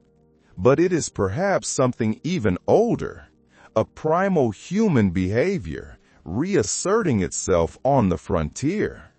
Our distant, ancient ancestors did not sleep in private, locked bedrooms. They slept in groups, in caves, around fires, with predators and enemies in the darkness beyond. The frontier bunkhouse, in its own crude, uncomfortable way, recreated those ancient primal conditions. And this ancient communal sleep behavior reasserted itself. And just as in the teepees and in the straw-buried cabins, these shared, intense sensory conditions led to shared dreams. There are multiple accounts from different territories of people in the same cabin or bunkhouse reporting dreaming of similar, specific things on the same night. The most famous account comes from a school teacher in Wyoming who wrote in her journal in 1878. She described a night of extreme cold. She and her 2 young boarding students all dreamed vividly of a woman in white walking across the snow humming a specific, unfamiliar song. They compared their dreams in the morning over breakfast, and they were disturbed, even frightened, to find that the details matched. The woman's hair, her direction of travel, and, most chillingly, the tune she was humming. The teacher, an educated, rational woman from the East, tried to dismiss it. She spent pages in her journal trying to rationalize what had happened. Coincidence? A story they had all read? Unconscious suggestion? She could find no easy answer. This phenomenon of dream-telling became a crucial part of winter survival. It was a psychological escape. In a world where entertainment was scarce, where books were rare and precious, where the same few stories had been told over and over until they were worn smooth, fresh dreams were a source of new narrative. In the morning, over a meager breakfast, people would share what they had dreamed. The best dreams, the strangest, the most vivid, the most comforting, would be retold and elaborated upon. Children especially looked forward to it. They would sometimes embellish their own dreams, adding details, making them more interesting. And the adults would go along with it. They understood, perhaps instinctively, that the literal truth of the dream mattered less than its ability to carry them psychologically through another long, cold, monotonous day. The frontier sleepers are gone. Their voices are silent. Their dreams are gone. But they left behind physical mysteries, scars etched into the earth, puzzles built into the ruins of their homes. Archaeological sites, the ghosts of these homesteads, continue to offer questions that we can only answer with speculation. In the collapsed remains of a Montana homestead dating from the 1870s, researchers sifting through the earth and rotten wood found a sleeping alcove built into the cabin wall that should not exist. It is too small for an adult to lie down in fully. It is barely 5 feet long and less than 3 feet wide. An adult would have to curl into a tight, near-fetal position to fit inside. It is also positioned high on the wall, almost like a shelf, close to the ceiling above the main sleeping area. Yet, it was clearly built with great care and at great effort. The stones lining the small coffin-like space are carefully mortared into place. It was not an afterthought, and it shows clear signs of being heated. There are burn marks, soot stains, suggesting that small, regular fires were built inside this tiny, elevated wooden space. An incredibly dangerous, almost suicidal practice. The current theory is that someone, likely a woman, based on artifacts like buttons and a comb found nearby, slept there. But why? The elevated position would have been warmer. All the cabin's meager heat rose to the ceiling, so perhaps it was a desperate quest for warmth. But it would also have been more dangerous. It would have been filled with thick, acrid smoke. Was it a comfort, a retreat, a tiny, warm, womb-like space, a fortress to hide from the cold or from the crowded, noisy cabin floor? Or was it a darker necessity, a place for someone who was ill, someone with consumption, who needed to be separated from the family but kept warm? Or, as some have speculated, a hiding place from an abusive situation? We will never know. It remains a mystery of priorities, a puzzle of stone and soot. In a North Dakota site, archaeologists found something even stranger and perhaps more troubling. In Asadi, a house built of sod blocks, they found what appeared to be a sleeping pit. It was a rectangular hole dug into the bare earth floor of the house. It was about 3 feet deep and just large enough for one person to lie down in. The walls of this shallow grave were lined with thick layers of dried prairie grass for insulation, and there were remnants, fragments of rotten wood that suggested there had been a wooden cover, a lid that could be pulled over the top. The person sleeping in this pit would have been below ground level, in complete, total darkness once the lid was in place, covered, surrounded by earth on all sides. Why would someone construct and use such a space? The only explanation that makes any logical sense is the extreme, penetrating, relentless cold. Geothermal heat, the natural, stable temperature of the earth itself, would have made this pit significantly warmer than the air in the cabin above. But the psychological implications are troubling. To choose, night after night, to be buried alive in a dark, grass-lined hole in your floor, rather than face the cold above ground. These artifacts, the wrapped stones, the high alcove, the sleeping pit, they tell a story of desperate, ingenious, and sometimes frightening improvisation.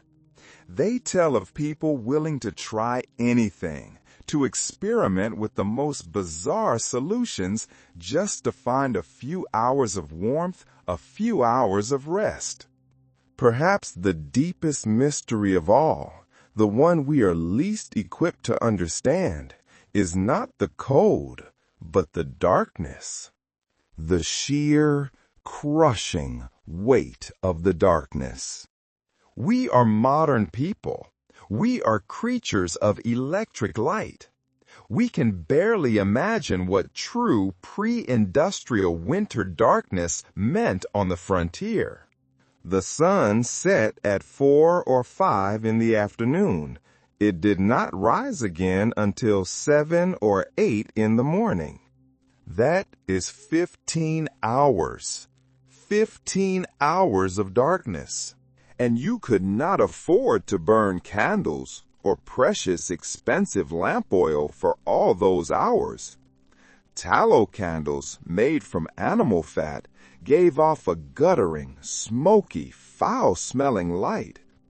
Lamp oil was a luxury to be used for a precious hour of reading or mending and then extinguished. So most of that time, perhaps 12 or 13 of those 15 hours was spent in darkness. A darkness that was almost total, broken only by the dim, red, watchful glow of the banked coals in the hearth. What do you do? What does a human being do with 15 hours of darkness night after night for 4 or 5 months? You cannot read. You cannot sew, not easily. You cannot work. You can only talk for so long. So you sleep. But no one, not even an exhausted frontier settler, sleeps for 15 hours a night. Historical sleep patterns, as researchers have discovered from letters and diaries, were different from our own. Before the invention of cheap, powerful artificial light, most humans slept in 2 phases. Researchers call it biphasic or segmented sleep. Frontier diaries suggest this pattern was common and perhaps even intensified by the long, profound winter darkness. People would fall asleep shortly after dark at 7 or 8 p.m., exhausted from the day's physical labor. They would sleep for 3 or 4 hours. This was their first sleep.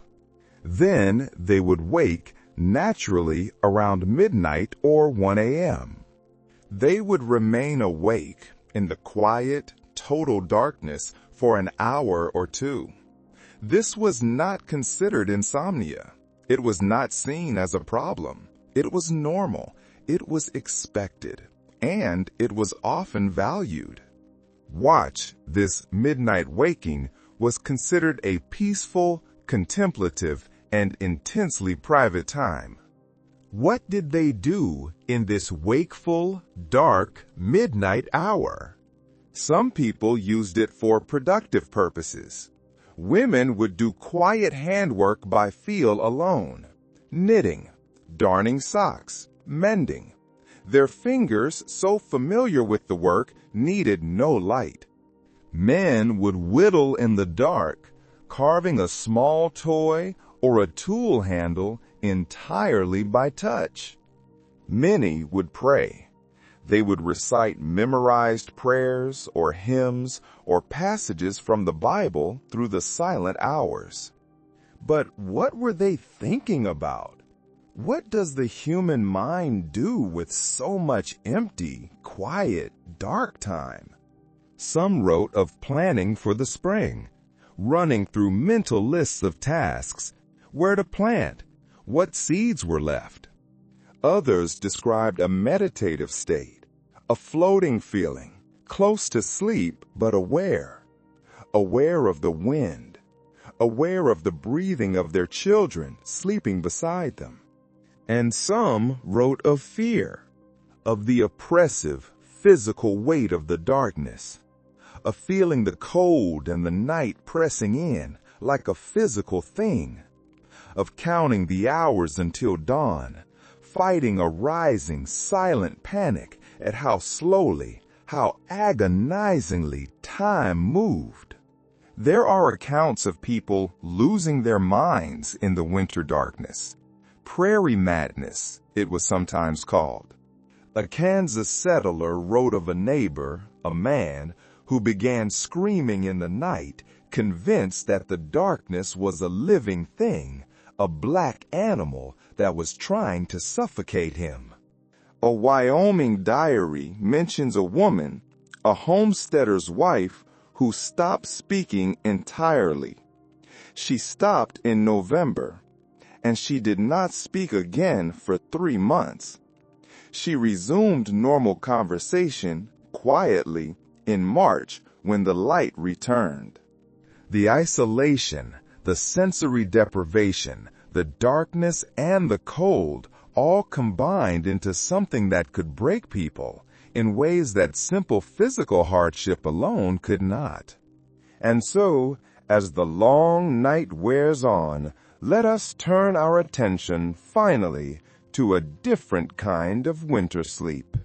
A sleep experienced in relative warmth. A sleep behind doors that locked and windows that held real, clear glass. Because while most frontier dwellers shivered in drafty cabins, buried themselves in straw, or crowded into foul bunkhouses, a small, wealthy number enjoyed privileges that seemed, by comparison, almost obscene. The mine owners, the railroad barons, the cattle kings, the bankers. Yet even their sleep was touched by the frontier's cold hand. Even wealth in this vast, indifferent landscape could not entirely insulate them against the winter.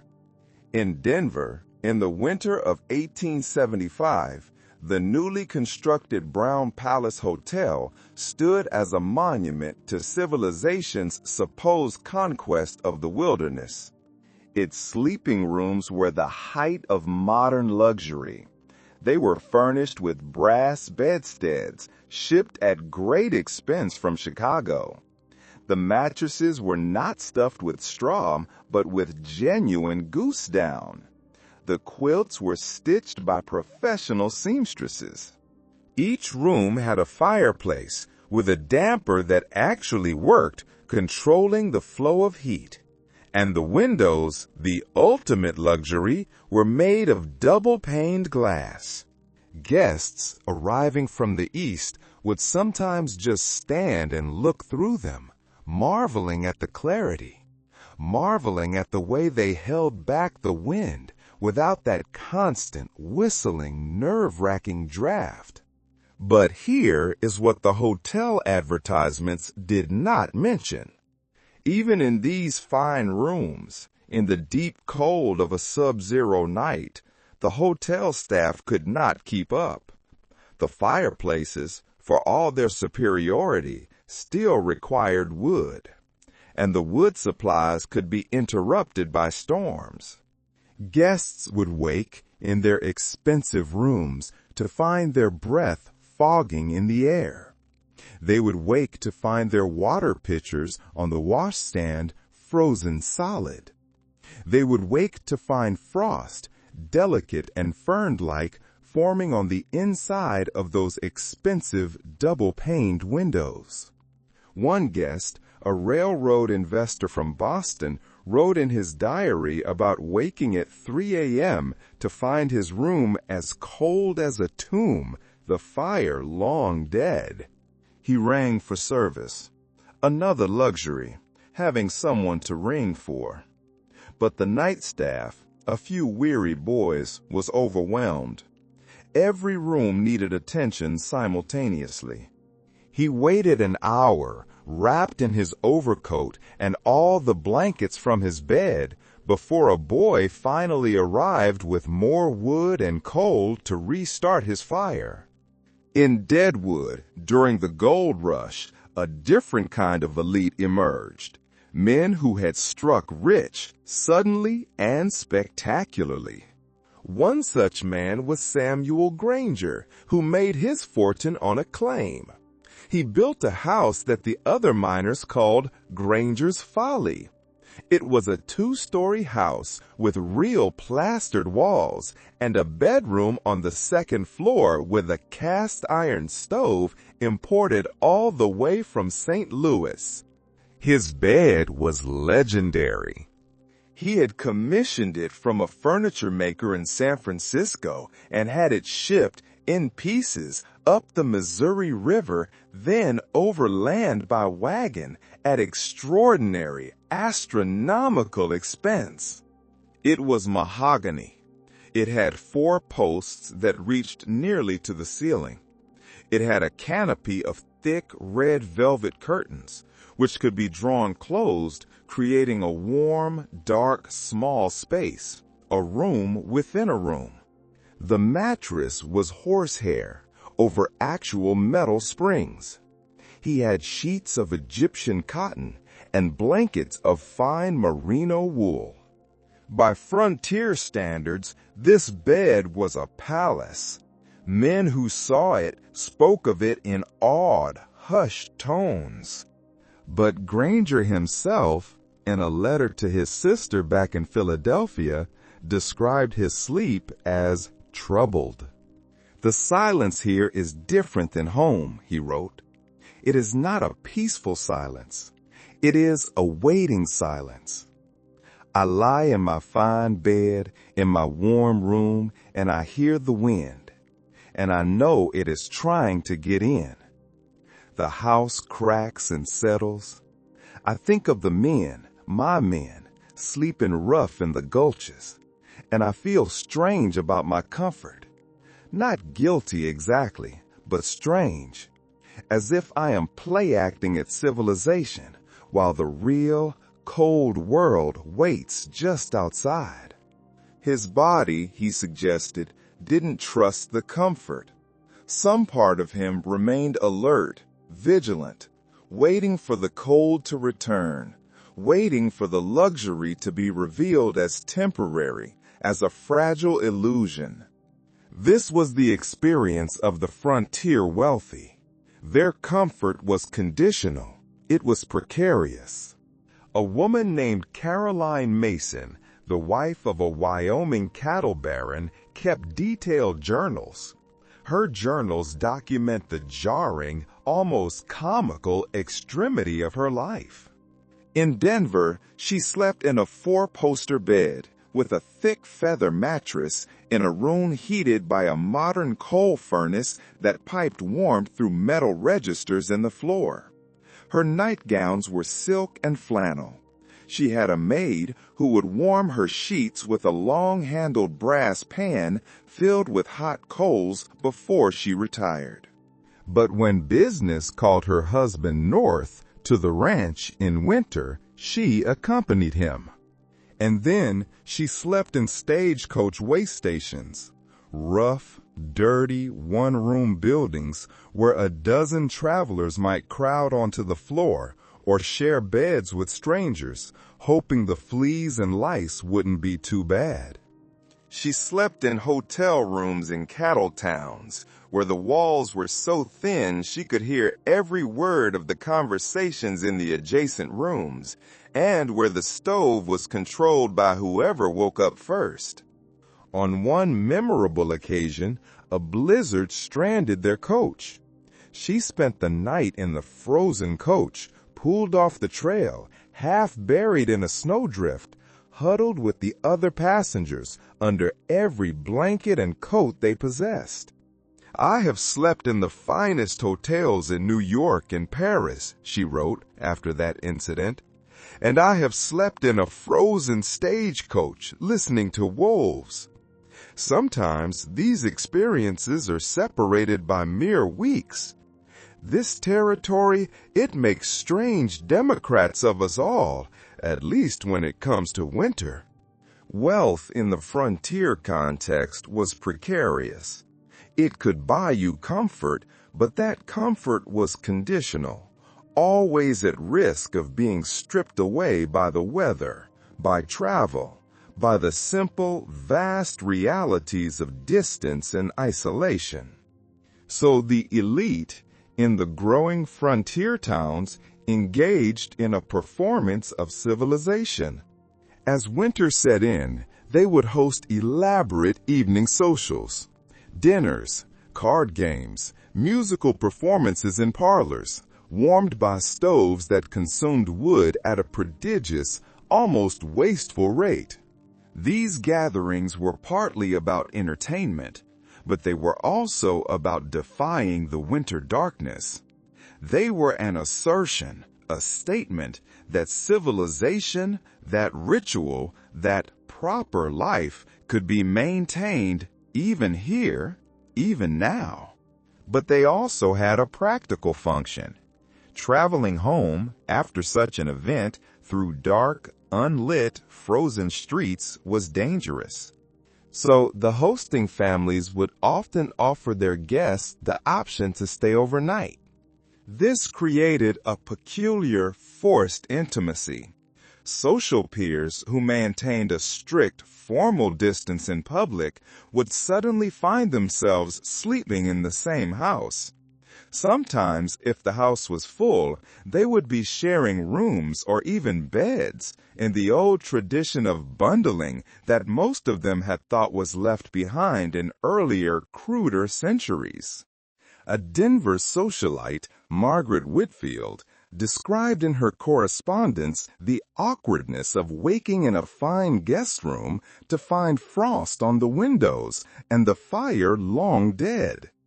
Then, having to make her way downstairs in yesterday's fine evening dress to join her hosts for breakfast, everyone pretending that this situation was perfectly normal and dignified. "We maintain the forms," she wrote, "even when the conditions make them somewhat absurd." This performance extended to their sleeping quarters, but it was a performance that hid a stark reality. While their employers slept in rooms with fireplaces and fine linens, the domestic servants were housed in attics, in basements, or in separate, unheated outbuildings. They slept in conditions barely better than the crude cabins of the poorest settlers. A cook named Mary Chin, who worked for a wealthy family, wrote letters to her sister. She described the arrangements. The family's bedrooms had feather beds and multiple wool blankets. The servants' quarters, a converted barn loft, had straw mattresses and whatever single thin covering each servant had brought with them. "They do not think of us as feeling the cold the same as they do," she wrote, with a quiet, weary, matter-of-fact acceptance. Or perhaps they think of it, but find it inconvenient to do anything about. "I share a bed with 2 other girls for warmth. We sleep in all our clothes. In the morning, the water in our basin is frozen solid, and we must warm it over a candle before we can wash. Then we go downstairs and serve them breakfast in the warm dining room." But occasionally, the weather, that great equalizer, would create moments of forced equality. During the most severe blizzards, when keeping multiple, separate fires going became impossible, entire households would consolidate. Family and servants would be forced to crowd into the 1 or 2 rooms where a single large fire could be maintained.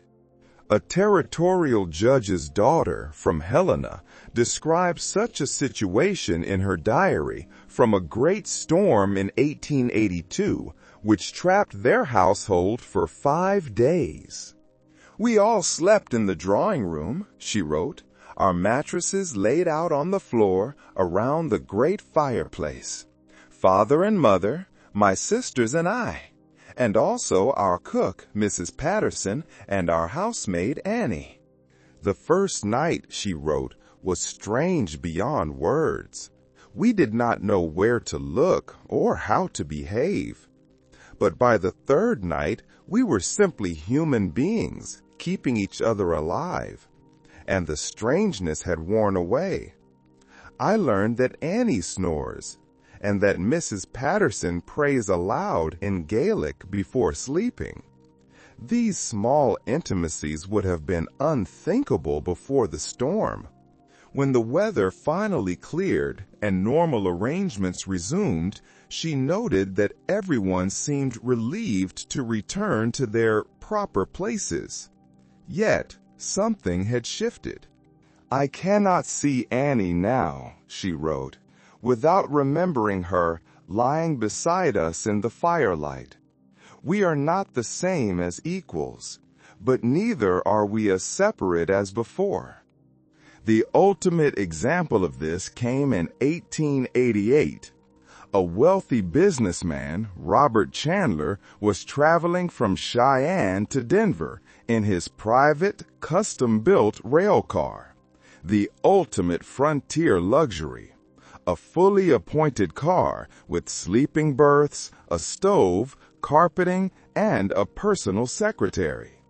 But a massive blizzard, the one later called the school children's blizzard, stranded his car on the tracks in the middle of the empty prairie. The stove's coal ran out. The food supplies were limited. And for 3 days, Chandler and his wife, in their fine velvet-upholstered car, experienced the same primal, terrifying cold as any poor homesteader in a sod hut. His wife's diary from those 3 days is striking. She describes the cold seeping in, the way they huddled together under their fine blankets, which were suddenly, terribly insufficient. And then, after they were finally rescued, her strange reluctance to return to normal life. "I understand now," she wrote, "what it means to truly need warmth and shelter. Before this, comfort was just my natural state. Now, I know it as something specific, something precious. I sleep differently now. I notice my bed's warmth. I am grateful for the weight of my blankets. Perhaps this is a gift from the storm, though a harsh teacher it was." And so, we arrive finally at the end of our long journey through the frozen nights of the Wild West. The fire in our imagined hearth has burned low. The banked coals are glowing a dull, deep, sleepy red. The darkness outside has perhaps softened toward dawn. Or perhaps you have drifted pleasantly through this entire story, in that timeless, peaceful, borderland space that exists between waking and sleep. Either way, it is time now to gather the threads of what we have seen and carry them gently, quietly toward rest. We began by asking what it meant to sleep when winter froze the frontier solid. We have walked through the drafty, lonely cabins where a settler's breath turned to frost on the inside walls. We have crawled with Hugh Glass, a man broken and abandoned, sleeping in the rawhide of a bear under merciless stars. We have touched the mysteries of the teepee, a feat of brilliant engineering, and of the sacred communal dreams of the people who knew the winter intimately. We have seen the settlers' desperate, touching adaptations, the heated stones wrapped in precious silk, the sleeping pits dug into the earth, and the terrible death-sleep nights. We have crowded into the foul, noisy, yet strangely communal bunkhouses. And we have seen how even wealth, with its brass beds and velvet curtains, could not entirely protect against winter's reach. How the cold found ways into even the finest bedrooms. What emerges from all these stories, all these fragments of the past, is something both simple and profound. People slept against all odds.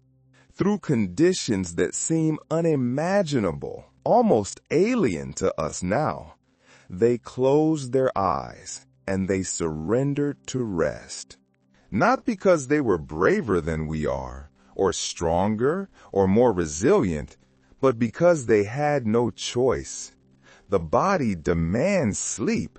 Life requires rest. And so they found ways, however imperfect, however uncomfortable, however strange, to give themselves what they needed to continue. Think, just for a moment, as you lie here, about the distance between their sleep and yours. You lie now, perhaps in a room whose temperature is controlled by a thermostat, a small, simple device on the wall, a device that would have seemed like pure, undiluted magic to a frontier settler.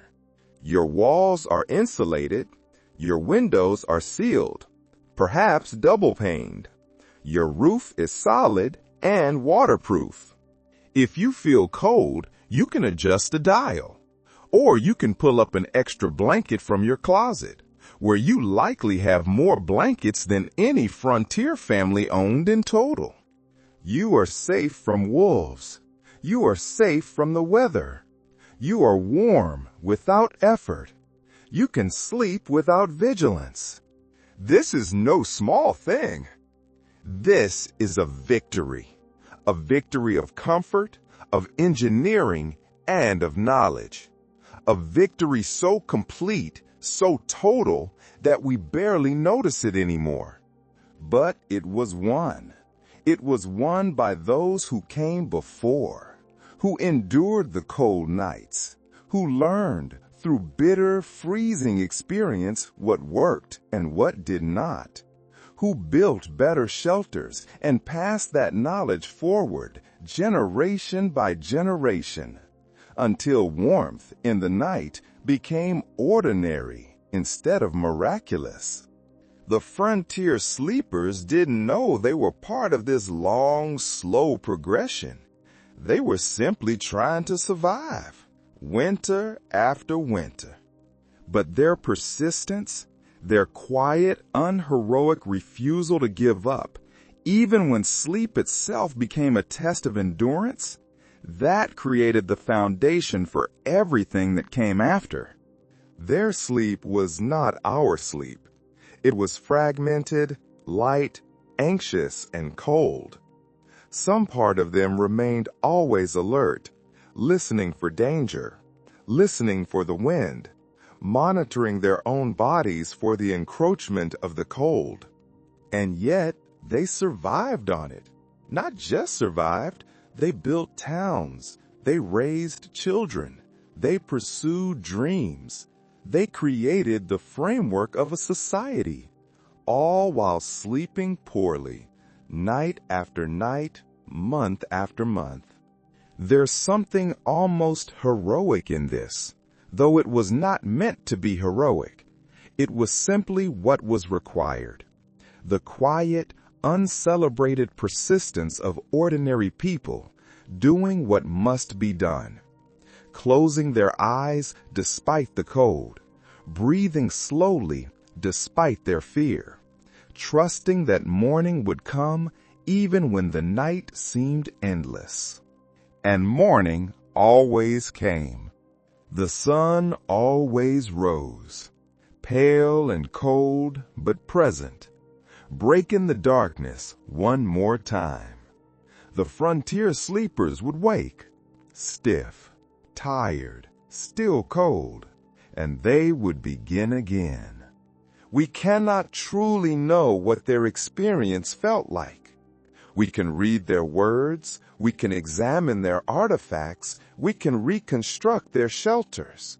But the interior experience, what it felt like in the soul to be cold for so long that cold became your natural state, what it felt like to drift toward sleep, uncertain if you would wake, that remains beyond our reach. And perhaps that is as it should be. We can honor their struggle without romanticizing it, because it was not romantic. It was cold and uncomfortable and frightening and exhausting. It damaged bodies and it broke spirits. Not every winter sleeper woke in the spring. And yet people did endure. More than that, they found moments of warmth, even in the cold. The comfort of another body, sharing a blanket. The brief, intense pleasure of a heated stone. The deep, quiet satisfaction of banking a fire just right so it lasted through the night. The profound relief of waking to find everyone safe, everyone breathing. Another night, survived. Small victories, but real ones, enough to keep going. As you drift now toward your own sleep, warm, safe, comfortable beyond the wildest dreams of any frontier settler, perhaps you can carry with you an awareness of this inheritance. The warmth you enjoy was not always available. The security you feel was not always certain. What seems ordinary to you was extraordinary to them, worth suffering for, worth building toward, worth all those cold, vigilant nights endured in the hope that someday, somehow, it would get better. And it did get better. Slowly, incrementally, over generations. The cabins became houses. The houses gained insulation. The stoves improved. You are the beneficiary of all that learning, all that suffering, all those nights when people refused to surrender to the cold. Your comfortable bed, your warm room, your peaceful, safe sleep. These were built on a foundation of thousands, of millions of uncomfortable nights, endured by people whose names we will never know. This is worth remembering, not to make you feel guilty for your comfort, but to help you appreciate it fully. To sleep warm is a privilege, and like all privileges, it is made more meaningful by an awareness of what came before. The frontier winter nights are long gone now. Their cabins have collapsed back into the earth. Their beds have rotted away. Their blankets have dissolved into dust. But something remains. In the accounts they left, in the stories passed down, in the simple, profound fact that they survived, and we are here. We are connected to them through this most basic, most human need, the need to rest, the need to close our eyes, the need to surrender to sleep, even when circumstances suggest we should remain vigilant. They slept in the cold so that eventually someone, us, could sleep in warmth. They endured so that endurance would not always be necessary. They persisted so that persistence could one day give way to ease. This is their gift to us, unspoken, unintended, but real. And perhaps the best way to honor it is simply to sleep well, to let ourselves sink into comfortable, safe rest without guilt, but with a quiet, sleepy gratitude, to close our eyes knowing we are safe, and to remember, just for a moment before sleep takes us, that this safety, this warmth, was not always a given. Outside your window, the world continues. Perhaps it is winter where you are now, or perhaps it is summer. It doesn't matter. What matters is that you have shelter, you have warmth, you have the profound modern luxury of sleep that is restful rather than merely sufficient. The frontier sleepers would envy you this, but they would also, I think, be glad for you. They endured because they hoped for something better, for themselves if possible, for their children if not, for someone someday. And here you are, the fulfillment of that hope, sleeping in the warmth they could only imagine. So sleep well tonight. Let yourself drift without resistance, without the vigilance that those frontier nights demanded. Trust your walls to hold. Trust your roof to remain solid. Trust your warmth to last until morning. Trust that you will wake.